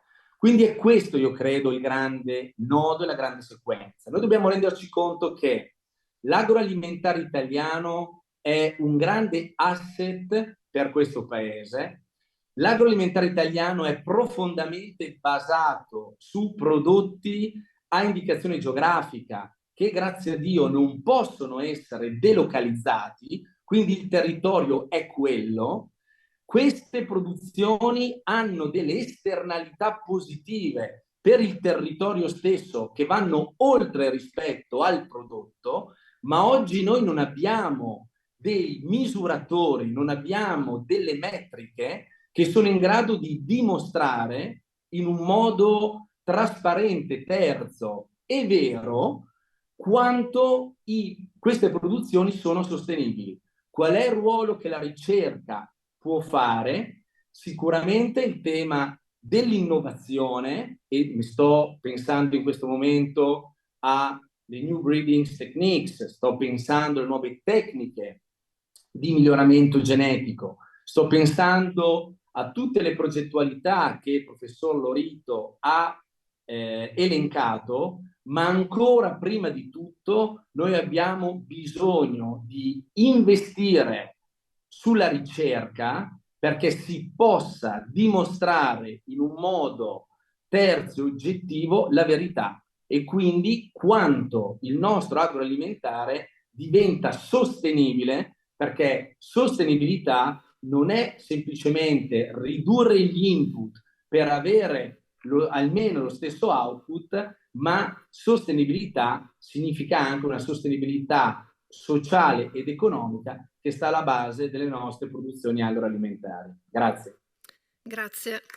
Anche per lei c'è un applauso che le riporto io perché credo che non lo senta. Mentre parlava mi è venuto in mente un detto che forse conosce, che dice che la tradizione è un'innovazione riuscita. Non so se l'ha mai sentito, che secondo me dà molto l'idea di come poi le cose che consideriamo tradizionali nascano anche dalla ricerca e da cose che inizialmente ci sembrano nuove, strane e che a volte anche inconcepibili se parliamo di cibo. Io la ringrazio e in realtà do la parola, se è collegato e ci sente, al suo collega, avversario, non so come vi definite tra di voi, tra associazioni di categoria, Massimiliano Giansanti di Confagricoltura, il presidente di Confagricoltura. Ci sente? Sì, ci sente. Buonasera, benvenuto. Non so se ha sentito il discorso di... Innanzitutto saluto il mio amico Nicola Bertinelli, quindi non Amici, è... dai, va bene, ok. Abbiamo... No, dovete sapere che il Aspetti, che il dottor ritorno. Giansanti è un produttore di Parmigiano Reggiano, Ah quindi beh, allora... fa parte del consorzio del Parmigiano Reggiano. Quindi è tutta una finta questa rivalità che avete, dai, va bene. No, va bene, allora grazie ancora Bertinelli, benvenuto Giansanti. La domanda che avevo fatto appunto al suo collega era che cosa può fare la ricerca scientifica per voi agricoltori e quindi mi immagino che anche lei abbia delle idee e una posizione su questo tema che chiaramente poi è in linea con gli obiettivi dell'incontro di oggi e delle iniziative che si stanno portando avanti nei vari centri laboratori che sono nati da poco. Innanzitutto permettetemi di ringraziare il professor Morgante e tutti voi per il gentile invito e un saluto ovviamente a tutti coloro i quali sono intervenuti prima di me e interverranno dopo di me. Io la ringrazio per la domanda perché ovviamente per chi è presidente di Confagricoltura e chi prima di me ovviamente lo ha fatto, per noi di Confagricoltura parlare di innovazione è parlare il pane quotidiano e nel nostro DNA. Io addirittura qualche anno fa ho modificato lo statuto di Confagricoltura inserendo nello statuto di Confagricoltura un passaggio in cui Confagricoltura crede nella scienza e nella scienza ovviamente si affida. Questo proprio per dare una dimensione quanto noi crediamo al valore della scienza applicata all'agricoltura e quanto, ahimè, credo che questo si possa dire con chiarezza perché sono i fatti che lo dimostrano, quanto al contrario in Italia in questi anni i lavori della scienza non siano stati portati a vita comune, a realtà comune, ma soprattutto non sono stati portati nella disponibilità degli imprenditori che ne fanno richiesta da tempo immemore. Abbiamo perso tanti treni, rischiamo di perderne degli altri, siamo leader a livello mondiale nello studio e nella ricerca applicata all'agricoltura. Continuare a sperimentare, continuare a essere leader nella scienza e nella ricerca, ma non vederlo da agricoltore applicato nella mia azienda agricola è un grande limite e su questo ovviamente mi dispiaccio molto. Mi auguro e spero che chi fino ad oggi ha osteggiato i progressi della scienza in agricoltura possa capire che è arrivato il momento di aprirsi ad un confronto, ad un dialogo e soprattutto aprirsi alla scienza, perché francamente non capisco come sia possibile riconoscere ancora oggi il premio Nobel a chi oggi nell'ambito della medicina umana utilizza gli stessi strumenti che noi stiamo chiedendo di applicare per le new breeding techniques, quindi va bene per la cura di tutti noi, non va bene ovviamente per i prodotti dell'agricoltura. Quindi mi auguro e spero che ci troviamo di fronte ad una nuova era. Io parto da alcune brevi considerazioni e valutazioni di fondo. La popolazione mondiale aumenta. Da qui a qualche anno saremo 10 miliardi di cittadini. L'Ocse qualche giorno fa ha certificato che dovremo produrre il 30% in più di prodotto agricolo. Ovviamente questo frutto sia della crescita demografica che della crescita del reddito pro capite a livello globale e quindi in quella dimensione credo che pochi settori dell'economia del mondo si trovino di fronte ad una domanda garantita nei prossimi anni.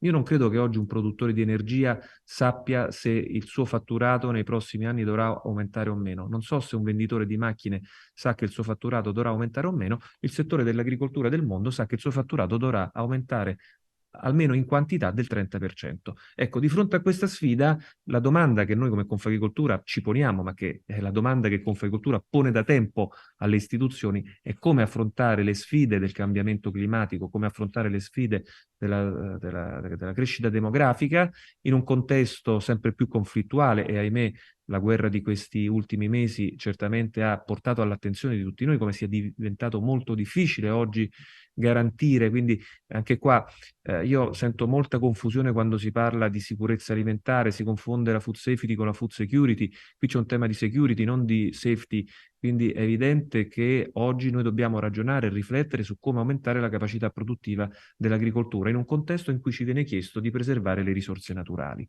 Quindi una sorta di mission impossible. Io sono convinto che invece al contrario l'agricoltura già oggi abbia tutti i mezzi e gli strumenti per poter rispondere a questa esigenza di produzione e questa esigenza di qualificare meglio le nostre produzioni appunto per garantire una fertilità dei nostri terreni, ma dall'altra ovviamente cercando anche di garantire quello che è il nostro impatto sui grandi temi del cambiamento climatico. E credo che su questo l'agricoltura stia facendo molto, ma molto ancora dovrà fare.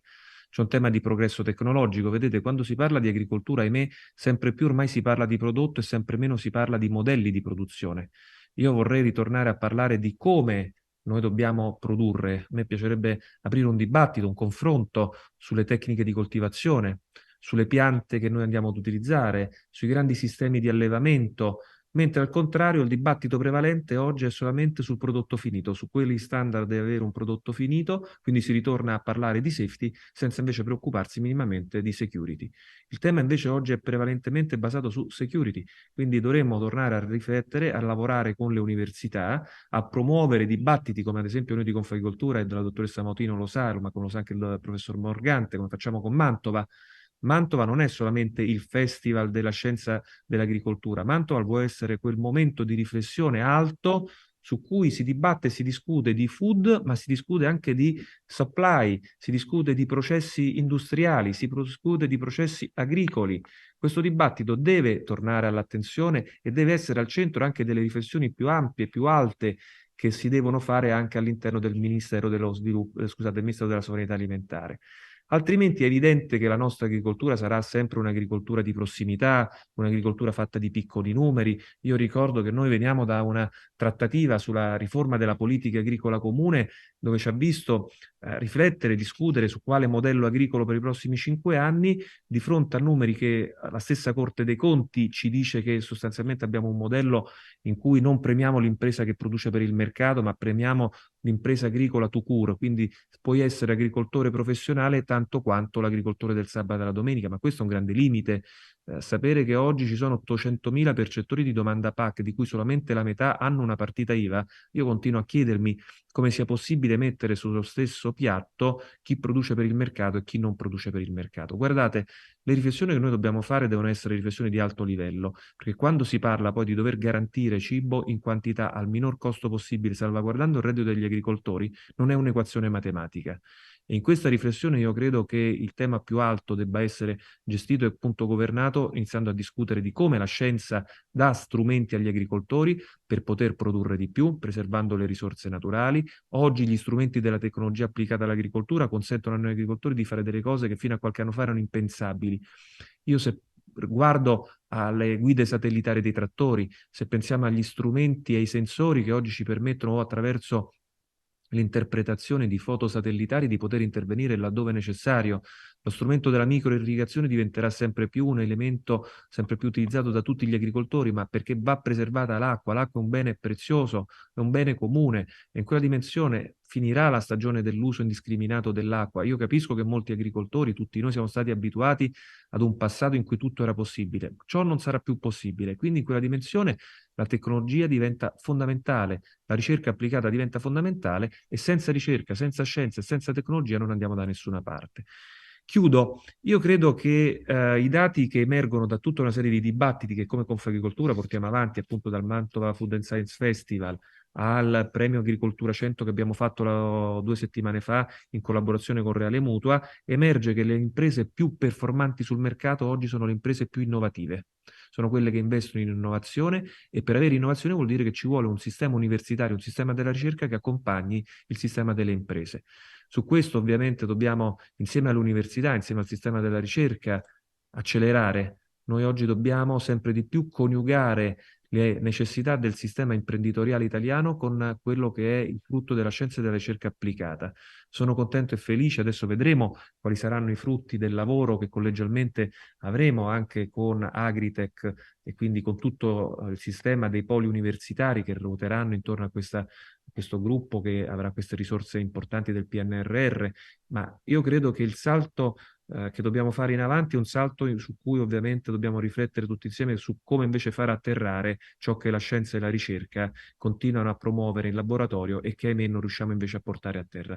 E quando vedo il professor Morgantes e penso a tutte le grandi battaglie che abbiamo fatto, ora se è un problema di nome cambiamogli anche il nome ai frutti della ricerca, quindi è diventato ormai uno slogan, quindi cambiamogli nome, ogni po' gli cambiamo il nome. A me l'importante è che portiamo i frutti della scienza e della ricerca delle università, di tutti coloro i quali studiano e lavorano per noi, affinché tutti noi possiamo avere quegli strumenti per poter essere competitivi sul mercato, sempre più produttivi e soprattutto sempre più sostenibili, perché poi la sfida che oggi i consumatori ci chiedono, soprattutto i giovani, è quella di un'agricoltura sempre più performante, ma anche un'agricoltura sempre più attenta ai grandi temi della sostenibilità ambientale.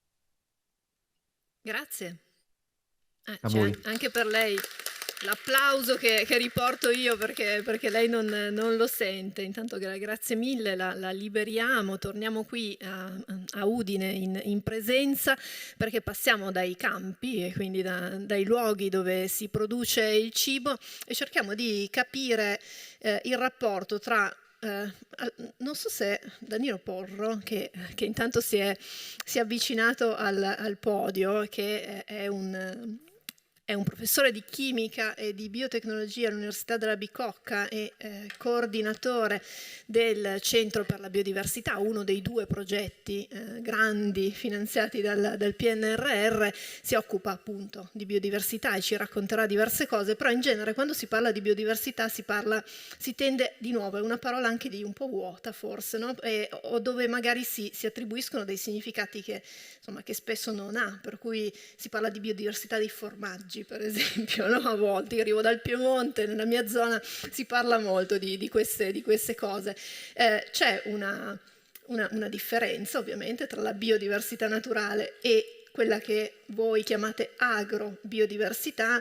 Spesso convivono, a volte sono in conflitto, per cui cerchiamo di capire adesso queste cose. Ci arriviamo. Con qualche premessa. Allora, la prima è un grazie a Michele, al rettore di Udine, per l'invito. Per me è veramente un piacere essere qua. La seconda premessa, il centro biodiversità è stato proposto dal CNR, io ci ho lavorato 1 anno e mezzo, dedicando e mettendo a disposizione tutta la mia esperienza, ma non sono più il coordinatore. È finita la fase iniziale di startup di 1 anno e mezzo e quindi diamo a Cesare.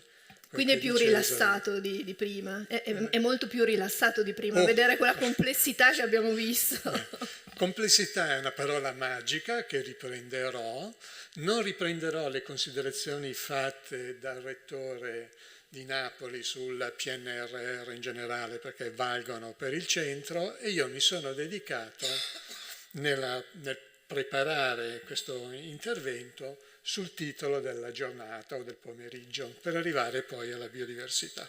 Dunque questo è il titolo, cominciamo subito pensando a un pubblico generalista e poi arriviamo alla biodiversità di rispondere come stanno gli abitanti sul pianeta e riprenderò molte delle chiacchiere fatte da chi mi ha preceduto e vengano gli ultimi 2 interventi che mettono la ricerca al cuore dello sviluppo. Signori, sono un ricercatore, uno scienziato e quindi nulla è più importante. Ora, la salute dei cittadini.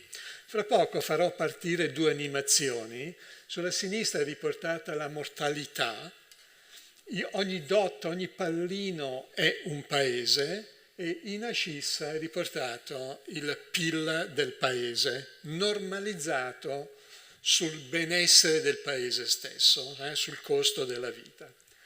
Vedete, ogni pallino rappresenta un paese a sinistra, qui c'è la mortalità e là è riportata in ascissa allo stesso valore l'aspettativa di vita. Qui partiamo dal 1900 e là dal 1800. Signori, tanto per cominciare, non più tardi di 100 anni fa la mortalità infantile 0,5 anni era del 50% in molti dei paesi, queste cose ce le dimentichiamo, e se guardate l'aspettativa di vita nel 1800, quindi 1800, 1900, 2000, 220 anni fa, molti di noi statisticamente non sarebbero stati qua, ok?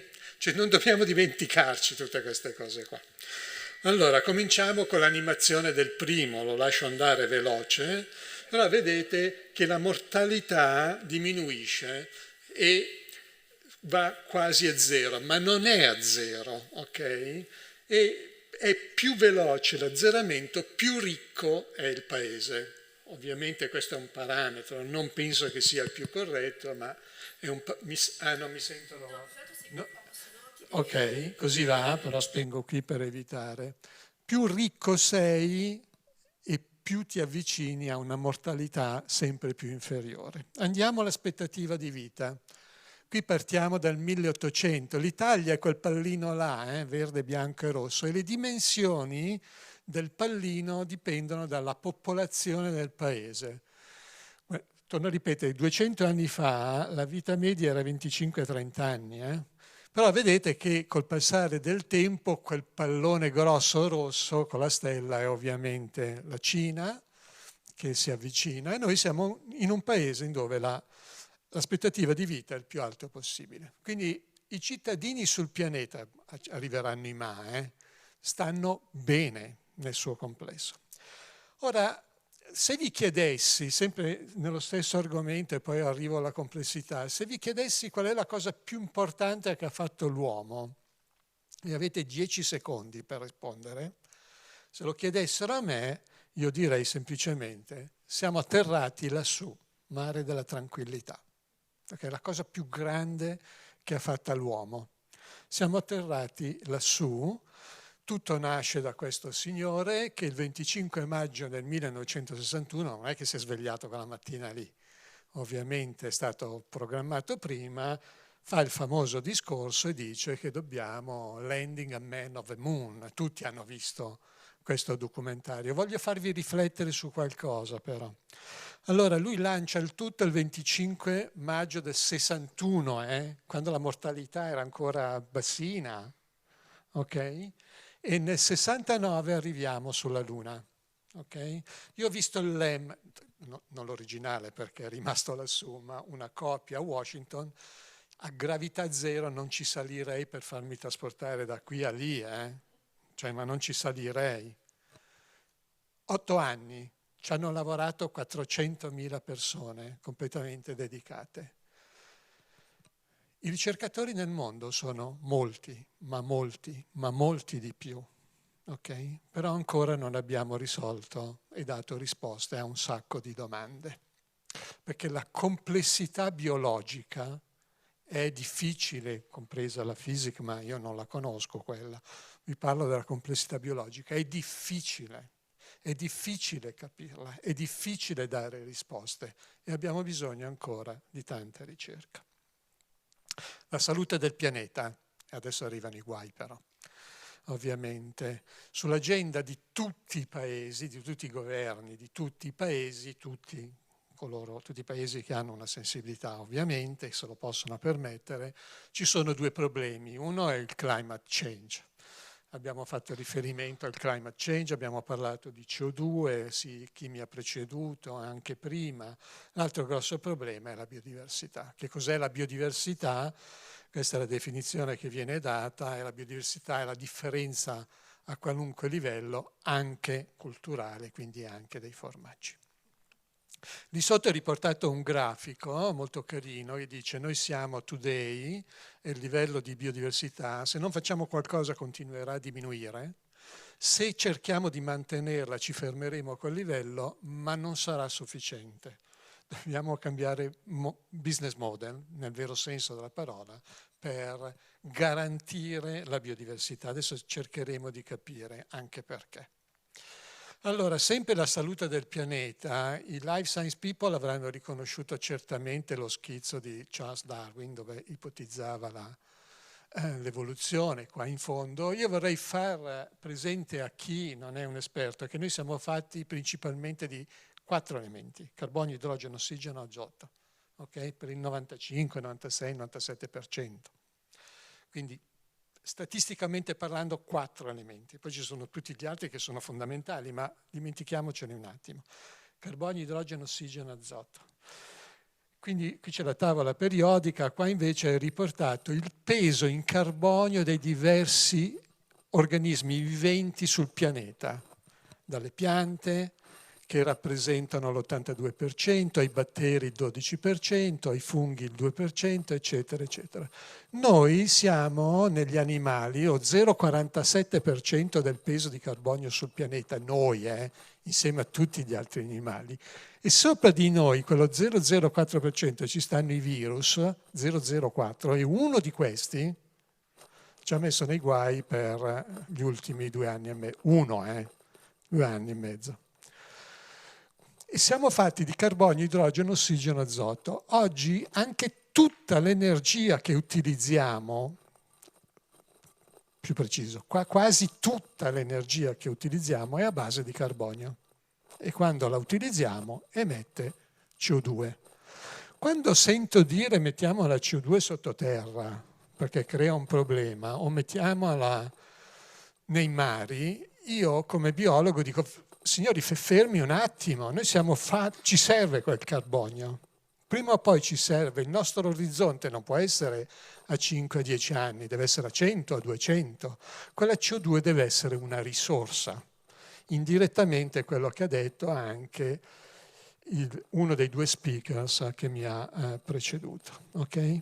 E l'energia, che vedete che aumenta drasticamente dal 1900, non facciamo considerazioni politiche che non è il momento, tutta quella, stiamo usando una quantità enorme di energia, siamo in 8 miliardi dal dicembre dello scorso anno e fra non molto, come è stato detto, saremo in 10 miliardi. Quel carbonio ci serve, non possiamo far finta che non esista. Cibo e biodiversità, qua ci sono 2 grafici. A sinistra, nel tempo, l'andamento del PIL nel mondo e l'emissione di CO2 e di energia utilizzata. C'è ovviamente una correlazione. A destra è l'andamento della CO2 e della temperatura. È ovvio, è ormai assodato, ma signori, io una ventina d'anni fa avevo partecipato a una commissione ministeriale, dicevo che la CO2 era un problema, mi è stato detto che ci inventavamo le cose. Quindi questo non è più in discussione, è un dato di fatto. Il cibo, ho preso questi dati perché non sono un esperto e lascio al rettore di Napoli commentare se sono giusti o no, e non mi permetterei di entrare in un settore che non è di mia competenza e che non conosco, ma il cibo è fondamentale, siamo in 8 miliardi, è stato detto, dobbiamo trovare il modo, e signori, 1/3 degli effetti dei gas serra derivano dalla produzione del food system in generale e la perdita di biodiversità pure. Lì sotto il 50%, lì sotto è un pochettino segregato il dato. Io ho apprezzato molto quello che ha detto Lorito dicendo così non funziona più, dobbiamo cambiare il sistema di produzione, e dà una risposta esattamente a questi dati. I centri nazionali sono 5, quello della biodiversità è qui riportato, non farò le considerazioni generali sul PNRR già fatte. Da dove arriva il progetto? Allora, quello che mi piace dire è che prima delle 4 rivoluzioni industriali noi eravamo in 700 milioni, oggi siamo 8 miliardi. Signori, questa è la cruda realtà, e fra poco saremo 10 miliardi. Il cibo è fondamentale, l'energia è fondamentale, la sostenibilità è fondamentale. Quali sono i benefit della crescita economica? Ci sono stati, sì, stiamo bene, ok, siamo anche atterrati sulla Luna, ma più importante, negli ultimi 50 anni 1 miliardo di persone sul pianeta è uscito da una condizione di estrema povertà, entrando nella middle class. Quindi le persone stanno bene, il pianeta sta male, dobbiamo combinare le cose, non possiamo andare avanti ancora separatamente. L'Overshoot Day, tutti sanno che cos'è l'Overshoot Day, è il giorno in cui abbiamo consumato le risorse che il pianeta ci mette a disposizione e che utilizzeremo quell'anno. Siamo a luglio, serve un pianeta oggi che sia 1,7 volte più grande di quello che è, ok? Per gli 8 miliardi di persone. I costi della crescita economica abbiamo distrutto, stiamo distruggendo la biodiversità. Moltissima, sia marina che terrestre. Da un punto di vista giornalistico, a me come scienziato piace un po' meno, gli scienziati amano essere precisi quando riescono, si dice che siamo alla 6ª estinzione di massa, che fa impressione ovviamente, però continuo a dire, attenzione, se siamo alla 6ª ce ne sono state 5, ok? E sono ben definite le estinzioni, devono sparire un certo numero di specie, eccetera. E da quelle 5 noi siamo qui, ok? E ci sono già state le estinzioni e forse, probabilmente, sono sempre dovute a o eventi catastrofici, tutti conoscono quello che è successo 65 milioni di anni fa col meteorite che è arrivato, o cambiamenti climatici. La biodiversità viene persa perché stiamo usando male il pianeta e i rischi che derivano da una perdita della biodiversità è associato al PIL, a cui faceva riferimento lo speaker precedente. Oggi sul globo il 40% del PIL è associato alla biodiversità, quindi perdere biodiversità vuol dire trovarci nei guai. Dobbiamo combinare 1 milione di persone, l'ho riassunto, ma queste slide rimarranno a disposizione, i drivers della biodiversità, della perdita di biodiversità, l'uso delle terre e dei mari, una troppo diretta overutilizzo, il climate change, il pollution. Il pollution, signori, ogni anno uccide, pollution dell'aria, uccide più persone in Europa. Ci sono dati, non è che me ne invento. L'inquinamento atmosferico uccide più persone delle malattie sommate, as a whole, mi viene male la traduzione, e lo stesso anche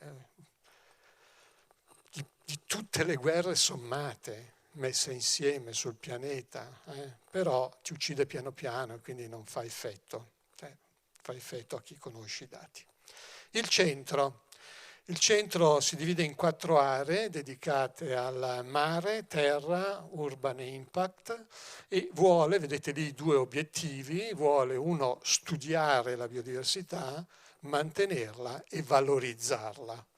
Quindi ci sono 2 spoke dedicate alla biodiversità marina, 2 spoke dedicate alla biodiversità terrestre, italiana ovviamente, 2 spoke dedicate al benessere umano.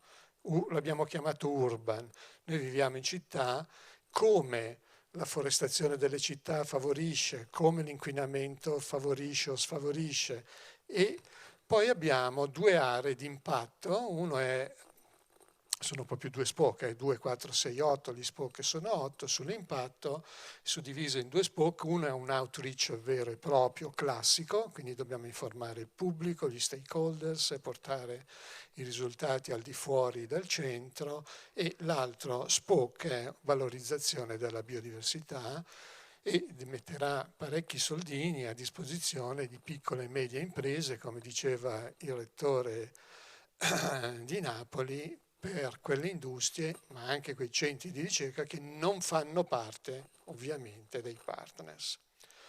8 spoke, qua ci sono tutti i partners, anche qui confermo quello che è stato detto, una fatica enorme nel selezionare i primi 25 partners vigilati dal MUR, e poi ne abbiamo selezionati altri 23 non vigilati dal MUR, quindi questi includono le industrie o enti di ricerca. Gli spoke sono 8, c'è un hub, l'hub sta a Palermo e lì ci sono alcuni numerini, l'agevolazione di 320 milioni e, come ha detto l'Orito vanno spesi entro 30 mesi,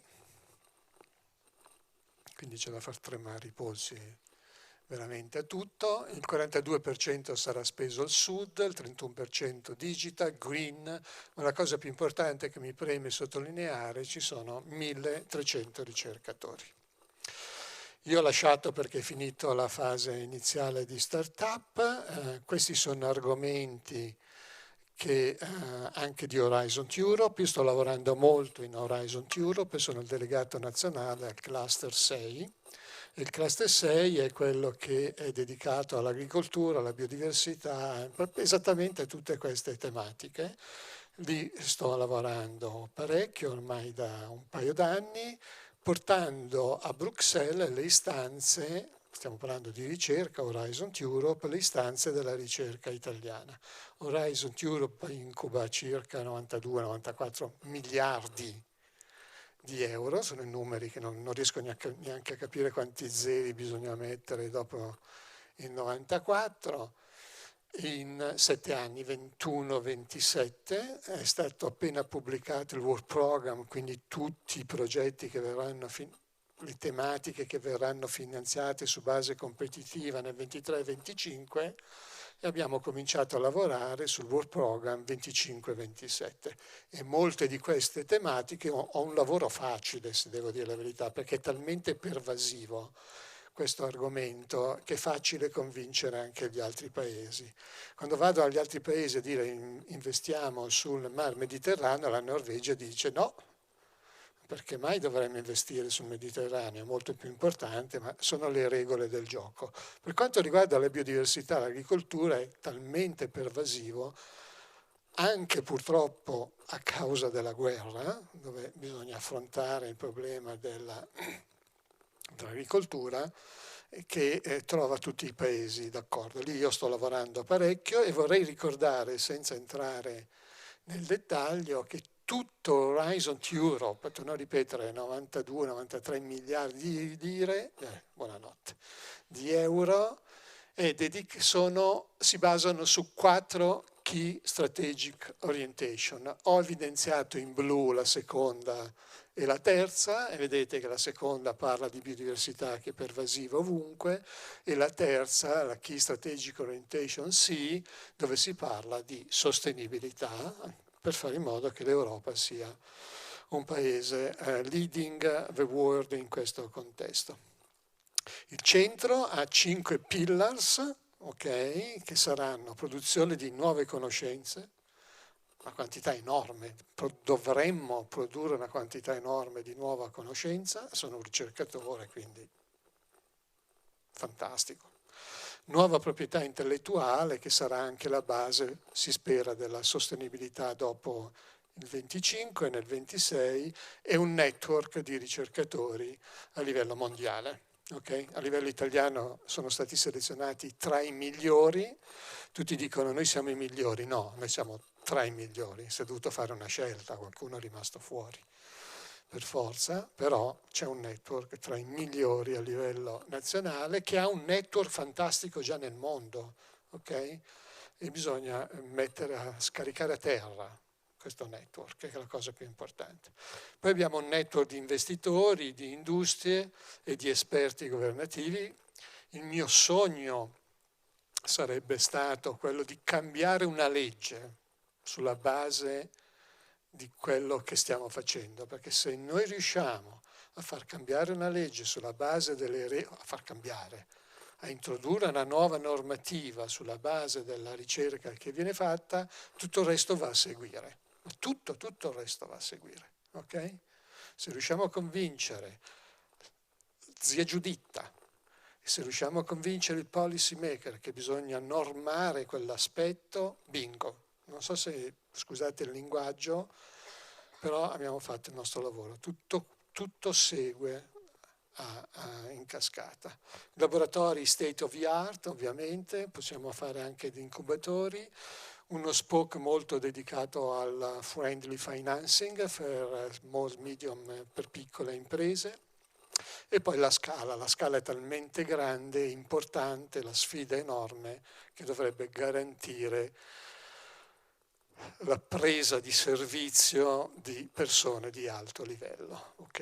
E in tutto questo noi ci crediamo ovviamente, è un'enorme opportunità, un'enorme sfida, va fatta tutti insieme e va fatta anche con tutti gli stakeholders, guardo alcuni dei colleghi coinvolti, va fatta con tutti gli stakeholders che non sono stati inclusi nel progetto.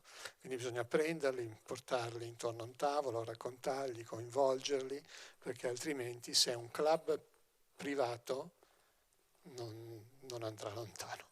Questo è quanto. Grazie. Grazie Danilo Porro. Tra l'altro Opportunity è uno dei robottini che abbiamo mandato su Marte, quindi insomma si chiude il cerchio con l'inizio della sua presentazione. Tra l'altro lei parlava di guerra e prendo 10 secondi per dire questa cosa perché io conduco un podcast di scienza per il Post nella puntata di domani, che sarà tutta a tema Ucraina e conseguenze della guerra in Ucraina, ovviamente con un taglio scientifico, perché poi sono le cose di cui ci occupiamo noi. Abbiamo parlato proprio di come la guerra ha impattato sulla biodiversità, perché chiaramente la carenza di cereali, l'Ucraina e la Russia erano grandi produttori di cereali, e quindi insomma il fatto che loro non siano più sul mercato ha fatto sì che altri abbiano dovuto sopperire, quindi consumo di suolo, quindi riduzione di biodiversità, e poi con tutti i discorsi che facevate tutti più o meno prima sull'aumento dei costi, sulla difficoltà delle persone, anche degli agricoltori, di riuscire a stare al passo. Per cui questa guerra, la pandemia prima, forse ci hanno insegnato, ci hanno mostrato quello che evidentemente c'era già, ma che magari non vedevamo tanto, e cioè che i confini sono sempre più labili, no? E che quando si parla di natura poi i confini non esistono, salvo alcuni casi rari di confini proprio fisici che impediscono alle specie magari di dialogare tra di loro, però in genere appunto abbiamo visto che i confini sono venuti molto meno, e che quello che succede dall'altra parte del mondo poi ha ricadute qui e viceversa, no? E quindi per concludere questa serie di incontri di questo pomeriggio, io vorrei vedere se c'è collegato Peter McGrath. C'è? Sì, eccolo, buonasera, perché Peter McGrath, che è il responsabile dello IAP, aspetti che dall'inglese, l'Inter-Academy Partnership di Trieste, che ci porterà al di là dei confini, quindi insomma cercheremo di prendere i temi di cui abbiamo parlato oggi e di vederli in un'ottica globale, quindi insomma di provare a superare i nostri confini del nostro paese e andare appunto ma in realtà un po' l'abbiamo già fatto con Porro, però insomma provare a vedere le cose da un punto di vista globale. Intanto benvenuto, spero che ci senta, noi la vediamo con la sua classica lavagna da fisico. Grazie e buonasera. Buonasera. Comincio con un grazie agli organizzatori, il professor Morgante, per l'invito per parlare qua. E un saluto al professore Pantoni, ci siamo incontrati brevemente stamattina qui al Centro di Fisica a Trieste. Mi dispiace, ma non potevo venire lì a Udine, anche se è abbastanza vicino. Stasera c'erano altre cose, altri motivi. E anche un saluto al professore Matteo Lorito, che ci conosciamo da tanti anni fa, e 20 anni fa mi sono trasferito da Napoli a Trieste, e quindi un saluto al professore Lorito. Ok, come ha detto, io lancio il mio PowerPoint un attimo. Ecco, spero che potete vedere. Sì, vediamo. Io parlo di un prospettivo internazionale su questo tema di sicurezza alimentare e nutrizionale e sostenibilità ambientale. Devo ringraziare anche le altre speaker perché hanno tutti toccati su veri discorsi che presento anch'io adesso, ma comincio con, per chi non sa, che cos'è, perché non va avanti. Ecco, che cos'è la Inter Academy Partnership? È proprio una rete internazionale, rete globale delle accademie delle scienze ingegnere e di medicina. Per esempio il Lincei a Roma è un membro nostro del Royal Society della Gran Bretagna, ma anche di altri paesi che si vede lì in diversi colori. Lavoriamo su 4 reti regionali, ISAC per l'Europa, NASAC in Africa, ASA in Asia e il Pacifico e IANAS per Nord e Sud America. E in totale, tra queste 500 accademie membri che abbiamo, pensiamo di avere accesso a più di 30.000 illustri scienziati da tutto il mondo. Abbiamo 2 sedi, 2 segreterie, una ha ospitato al National Academy of Sciences in America, Washington DC, e ovviamente questo qua dove sono io a Trieste, al World Academy of Sciences, la TWAS, è sotto l'amministrazione di UNESCO. Ok, parliamo adesso di sicurezza alimentare. Posso spostare questa barra? Non lo so. Noi sulla IAP, che si chiama IEP, lavoriamo, come detto, in queste 4 reti regionali. E cominciando da 2015 abbiamo cominciato questo progetto sulla sicurezza alimentare e nutrizionale e l'agricoltura, con l'acronimo FNSA in inglese, Food and Nutrition Security e Agricoltura. E questo approccio perché ovviamente l'agricoltura, la nostra dieta, il cibo che mangiamo qui in Europa è molto diversa di quella di Africa, quella di Asia, eccetera. Quindi abbiamo cominciato a fare 4 studi con gli esperti di diversi paesi nelle 4 regioni e abbiamo realizzato queste 4 pubblicazioni, questi 4 rapporti. E abbiamo seguito questi 4 con una sintesi globale che include le raccomandazioni per le politiche.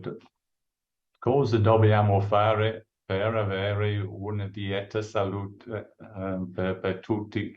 Che tipo di agricoltura, quale ricerca ci serve, dove possiamo andare, come possiamo andare avanti.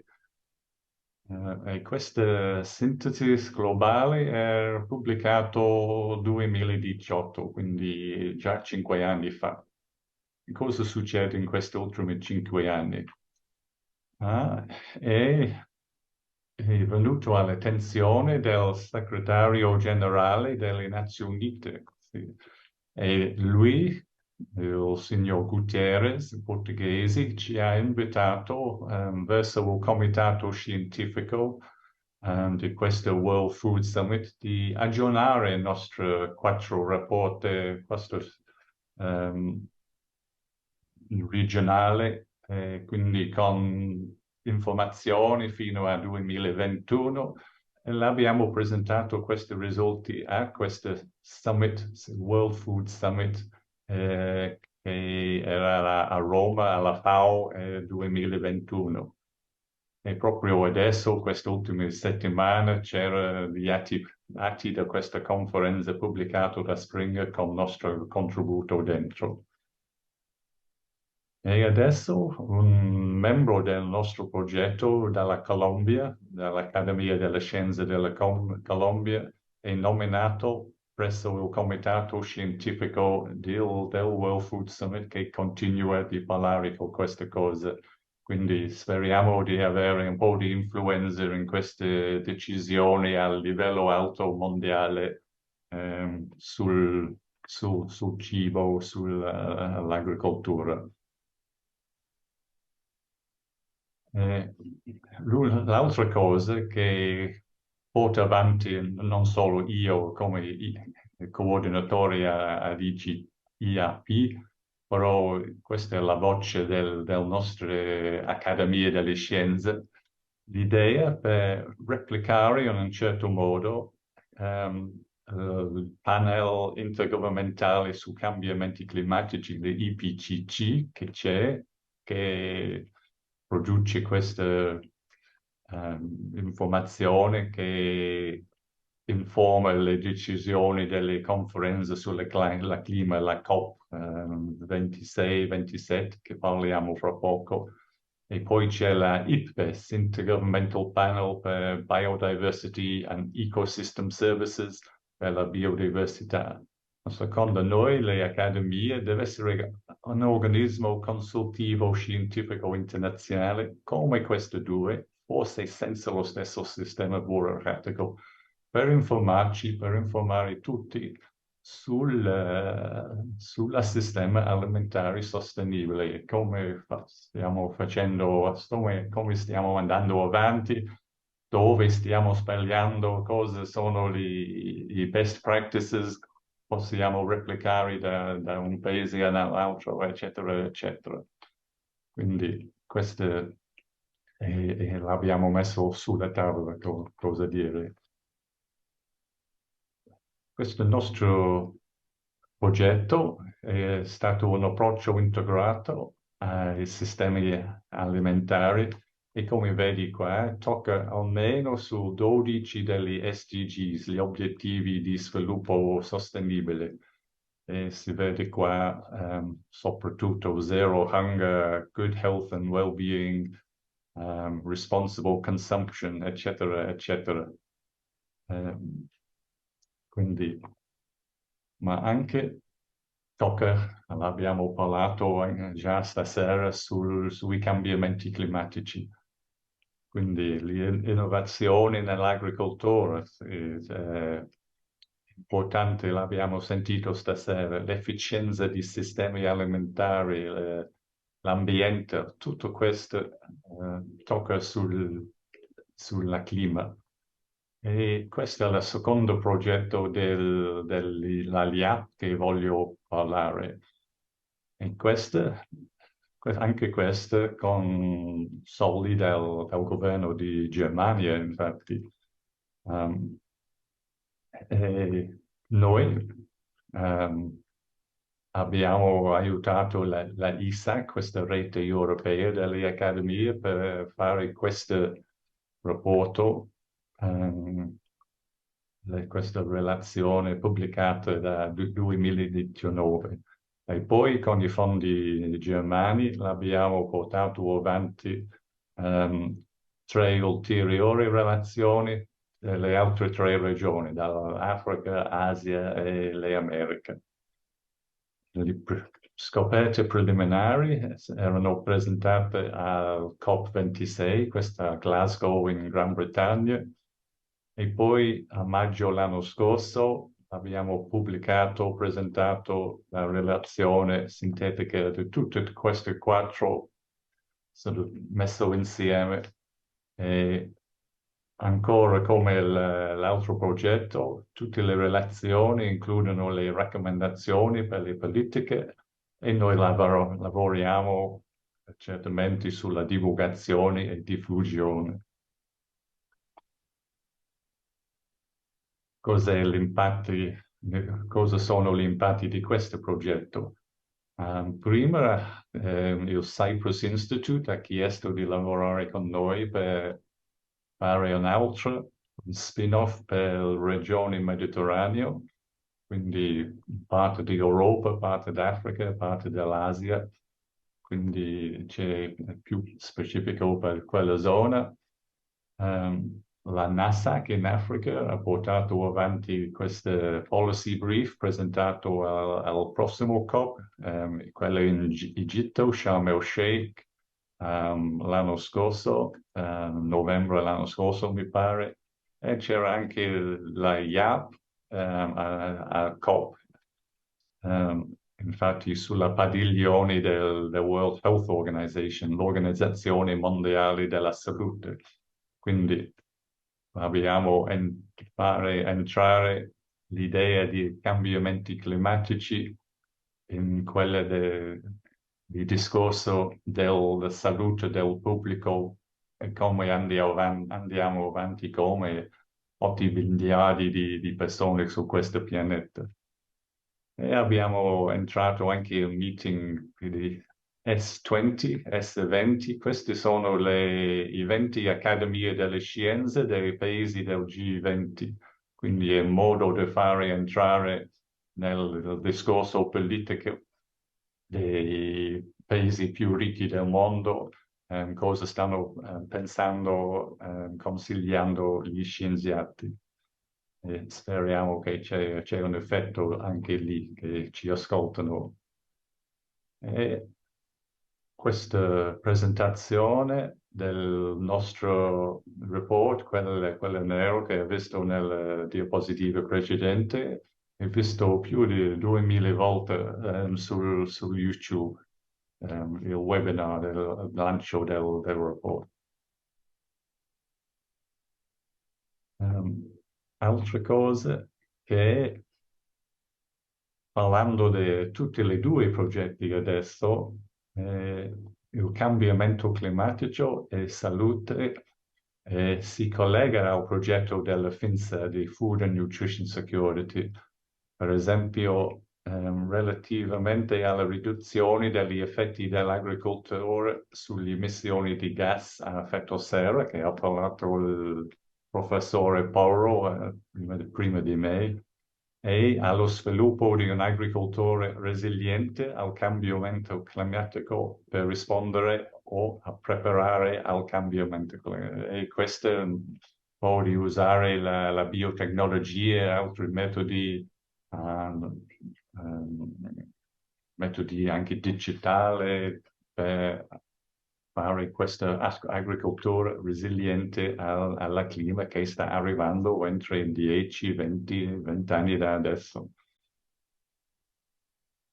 Ok, abbiamo parlato adesso dei obiettivi di sviluppo sostenibile e la clima, ma parliamo anche della biodiversità. Grazie ancora al professor Porro per introdurre questo argomento. Sono tutti questi nessi interconnessi.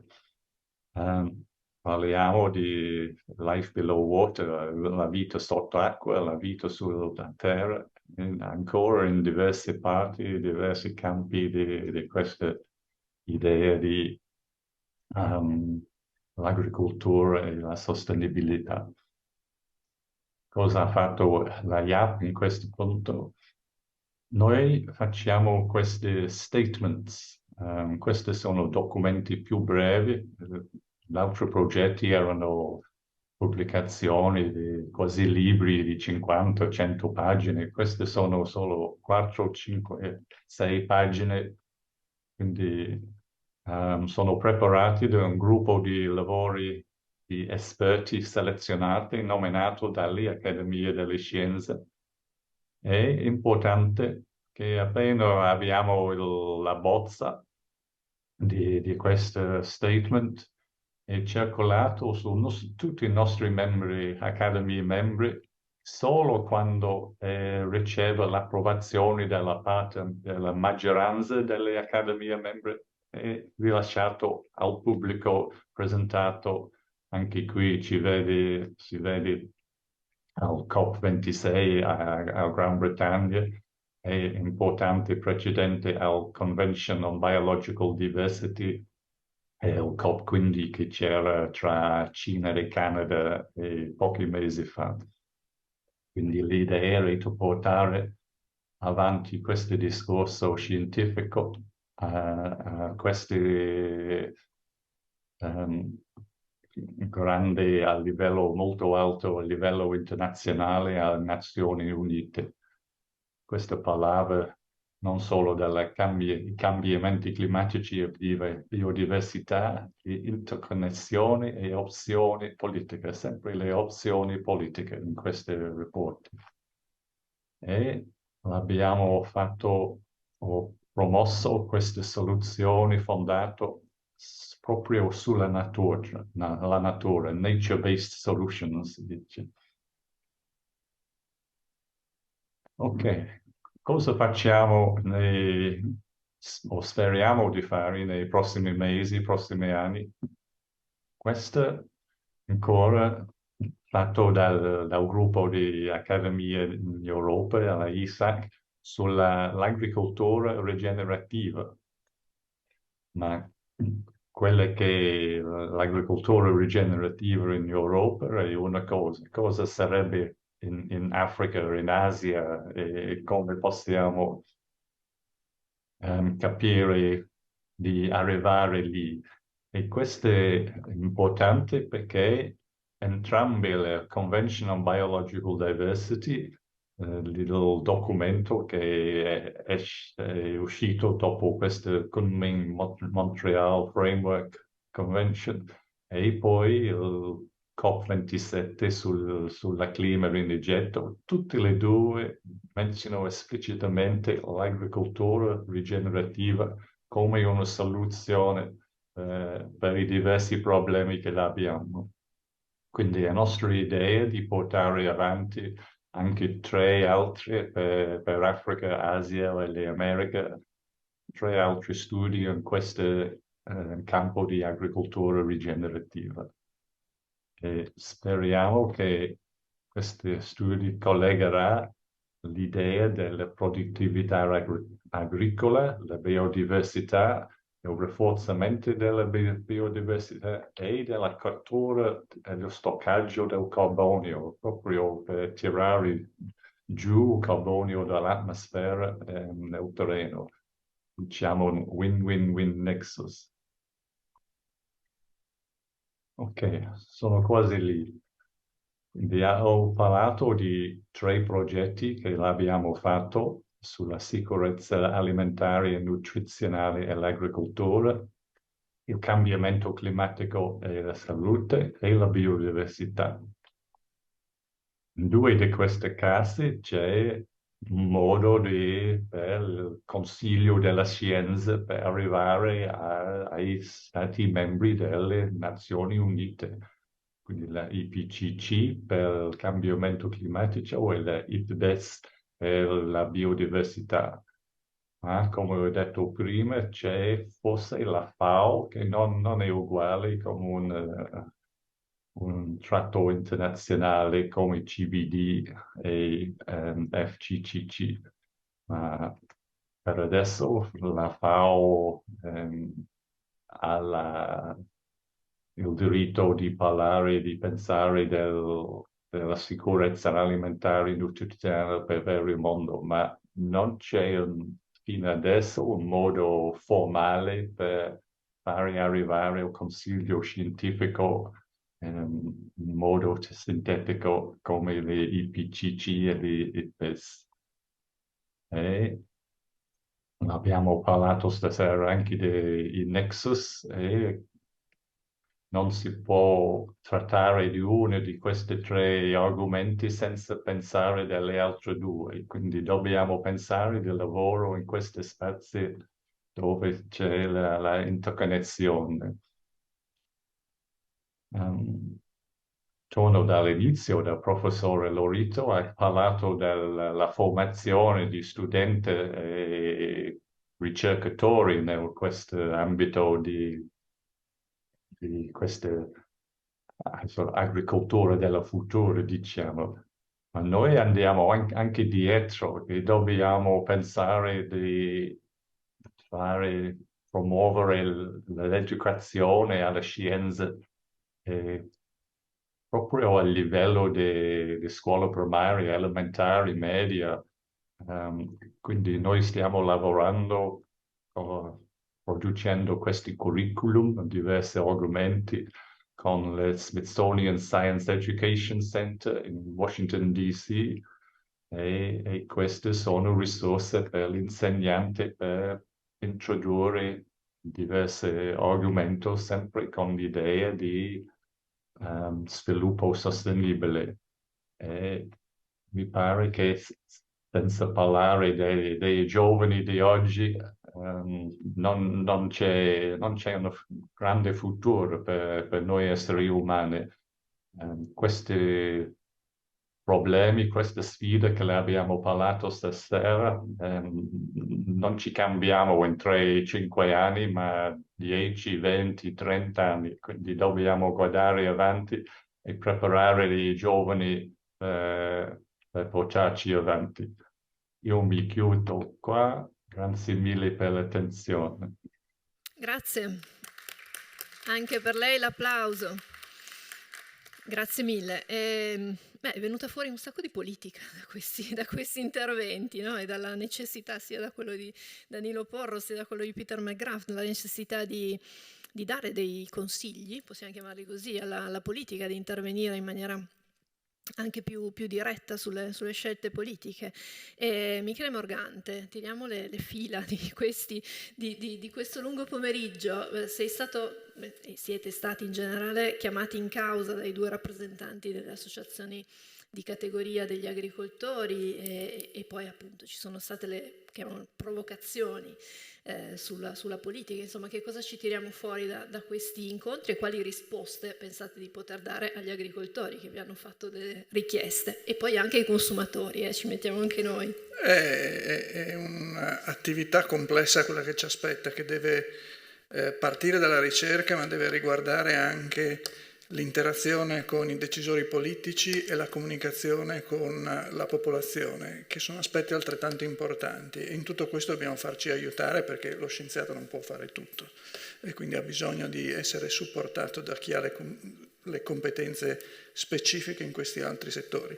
Ringrazio Peter McGrath per aver fatto vedere quel rapporto dell'EASAC sull'agricoltura rigenerativa a cui ho partecipato anch'io in rappresentanza dell'Accademia dei Lincei. Quello ad esempio è stato presentato l'8 febbraio scorso al Parlamento europeo proprio per far capire ai politici quali sono le risposte che la scienza può dare e per avere un impatto diretto su quelle che poi potranno essere le scelte politiche che l'Unione Europea vorrà fare.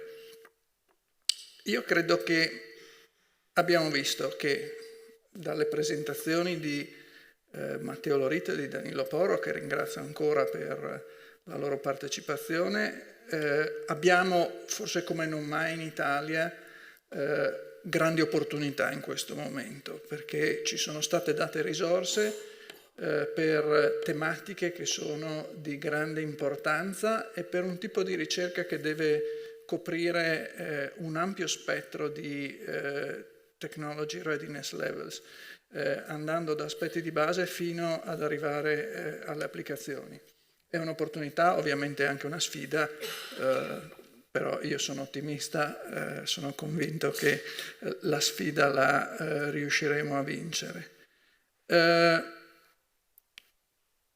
Abbiamo sentito dai rappresentanti delle organizzazioni agricole la domanda di ricerca, forse in modo un po' diverso.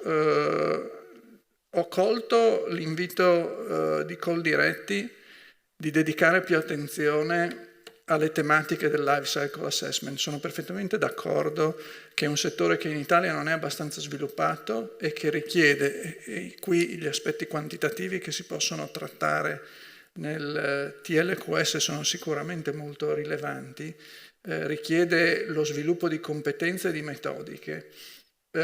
Una cosa che però vorrei sottolineare, possiamo anche poi cercare di incorporare oltre all'impatto ambientale anche l'aspetto dell'impatto sociale e economico, però se questa è la richiesta che viene dalla scienza, poi bisogna anche accettare le risposte che la scienza può dare. La scienza non è una cosa di cui se mi va bene ne faccio uso. Una scienza preta por te, esatto, che qualcosa lo tieni e qualcosa no. Come si è tentato di fare durante la pandemia del Covid. Quindi ci si affida alla scienza, ne viene fuori una risposta che è il risultato del lavoro di tanti scienziati, non è l'opinione di un singolo, è il consenso di una comunità. Se quelle sono le risposte, bisogna prenderne atto. Poi è ovvio che la scienza non è infallibile, però il metodo scientifico è uno e dobbiamo accettare che se la ricerca che è stata fatta ha soddisfatto i requisiti previsti dal metodo scientifico che oggi accettiamo, quella è la risposta che c'è, punto. Dal punto di vista di Confagricoltura, credo che sia importante la fiducia che hanno nella ricerca, e credo che sia anche importante l'invito a cercare di rendere più semplice il passaggio dei risultati della ricerca fino al campo e poi fino alla tavola del consumatore. E questo indubbiamente in Italia e non solo è stato un problema, soprattutto per posizioni ideologiche dogmatiche che hanno rallentato sia il trasferimento della conoscenza al sistema produttivo, ma anche il trasferimento dei benefici che ne sarebbero potuti derivare ai consumatori e al pianeta. Voglio chiudere semplicemente ricordando con 2 esempi la complessità del sistema con cui ci troviamo a lavorare. Uno che è venuto fuori dalle discussioni che abbiamo avuto a Trieste è ad esempio come gestire il sistema agricolo rispetto all'esigenza di massimizzare la biodiversità.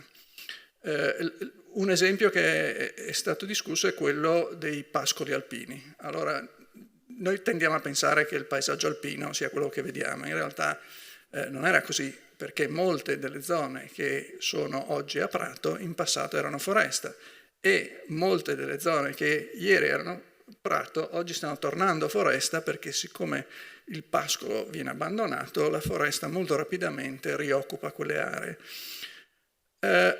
Allora, se noi misuriamo la biodiversità in termini di diversità di specie, a quanto ci dicono gli ecologi, c'è più diversità nel prato che non nella foresta. Però il prato è un ecosistema instabile che si mantiene come tale solo perché noi continuiamo a portare gli animali a pascolare. Se ripristiniamo la foresta, si ripristina un ecosistema stabile che resterà lì anche senza che l'uomo debba intervenire. E questi sono 2 approcci molto diversi, che ad esempio corrispondono a 2 filosofie molto diverse di gestire le risorse naturali. Una è forse più europea, noi abbiamo una visione di un ambiente che ormai è antropizzato e che non può fare a meno dell'intervento umano, e l'altra è forse la visione più americana, che invece, grazie anche alla disponibilità di spazi molto diversi rispetto ai nostri, hanno questa visione che conviene intensificare su alcune porzioni e lasciare le altre completamente al loro destino, senza che ci sia intervento dell'uomo. E quindi queste sono decisioni che poi alla fine bisognerà prendere anche in termini di politica, e come diceva Danilo, se riusciremo in qualche modo a influenzare la politica con delle decisioni che sono basate sui risultati della ricerca scientifica, tanto meglio. Volevo chiudere con un esempio di come alimentazione e biodiversità sono molto spesso molto strettamente correlate, ed è l'esempio del cosiddetto periodo speciale a Cuba. Fra il 92 e il 95 Cuba ha conosciuto una gravissima carestia, che era dovuta al fatto che con il crollo del sistema sovietico erano venuti meno gli aiuti che fino ad allora l'Unione Sovietica aveva garantito a Cuba. Questo ha portato a grossissimi problemi nella produzione agricola di Cuba, che non poteva più contare sui fertilizzanti, non poteva più contare sull'alimentazione. Carestia, le persone hanno perso dal 5 al 25% del loro peso corporeo, sterminio di animali domestici e anche di tanti mammiferi selvatici che sono arrivati al punto di essere sterminati, perché mancando gli animali d'allevamento quella era la fonte principale di carne, quindi impatto diretto sulla biodiversità. Di converso però, quando dopo 15 anni sono andati a analizzare i dati sulle malattie non trasmissibili, la salute era migliorata. Quindi questo ci fa capire come le relazioni possono essere complesse, ce l'hanno raccontato anche i colleghi medici oggi a Trieste: se io riduco l'input calorico miglioro tante altre situazioni. È ovvio che noi non vogliamo ritrovarci in quella situazione, sicuramente però avremo tanto da fare nel comunicare alle persone, e comunicare alle persone in modo che facciano le scelte giuste, logiche e razionali, che in alcuni casi, e anzi in molti casi, saranno non solo di mangiare cose diverse, ma anche di mangiare di meno. Se già si facesse uno sforzo per mangiare di meno, il risultato sarebbe: staremo meglio noi, starebbe meglio il pianeta. Grazie. Che detto. Grazie Michele Morgante. Detto alle 7:30 prima di cena, non è un invito che sono sicura almeno stasera nessuno raccoglierà. Allora io ringrazio i relatori qua presenti, e quindi Danilo Porro, Paola Del Negro e Stefano Fantoni, i relatori collegati che ormai tanto non ci ascoltano più, però li ringraziamo collettivamente, ovviamente Michele Morgante che ha organizzato da un punto di vista scientifico il workshop non è un workshop, il convegno di oggi pomeriggio, e l'Istituto di Oceanografia e Geofisica all'Università di Udine che ci ha ospitati, la Regione, la Fondazione Internazionale di Trieste, insomma un po' tutti, e in generale siamo tutti curiosi di vedere dove andrà questo TLQS, quindi questo laboratorio sulla sostenibilità quantitativa, ma siamo sicuri che ci farete sapere che fine farà e soprattutto, anzi, dove andrà, perché non parliamo di fine. Quindi grazie a tutti e buona cena.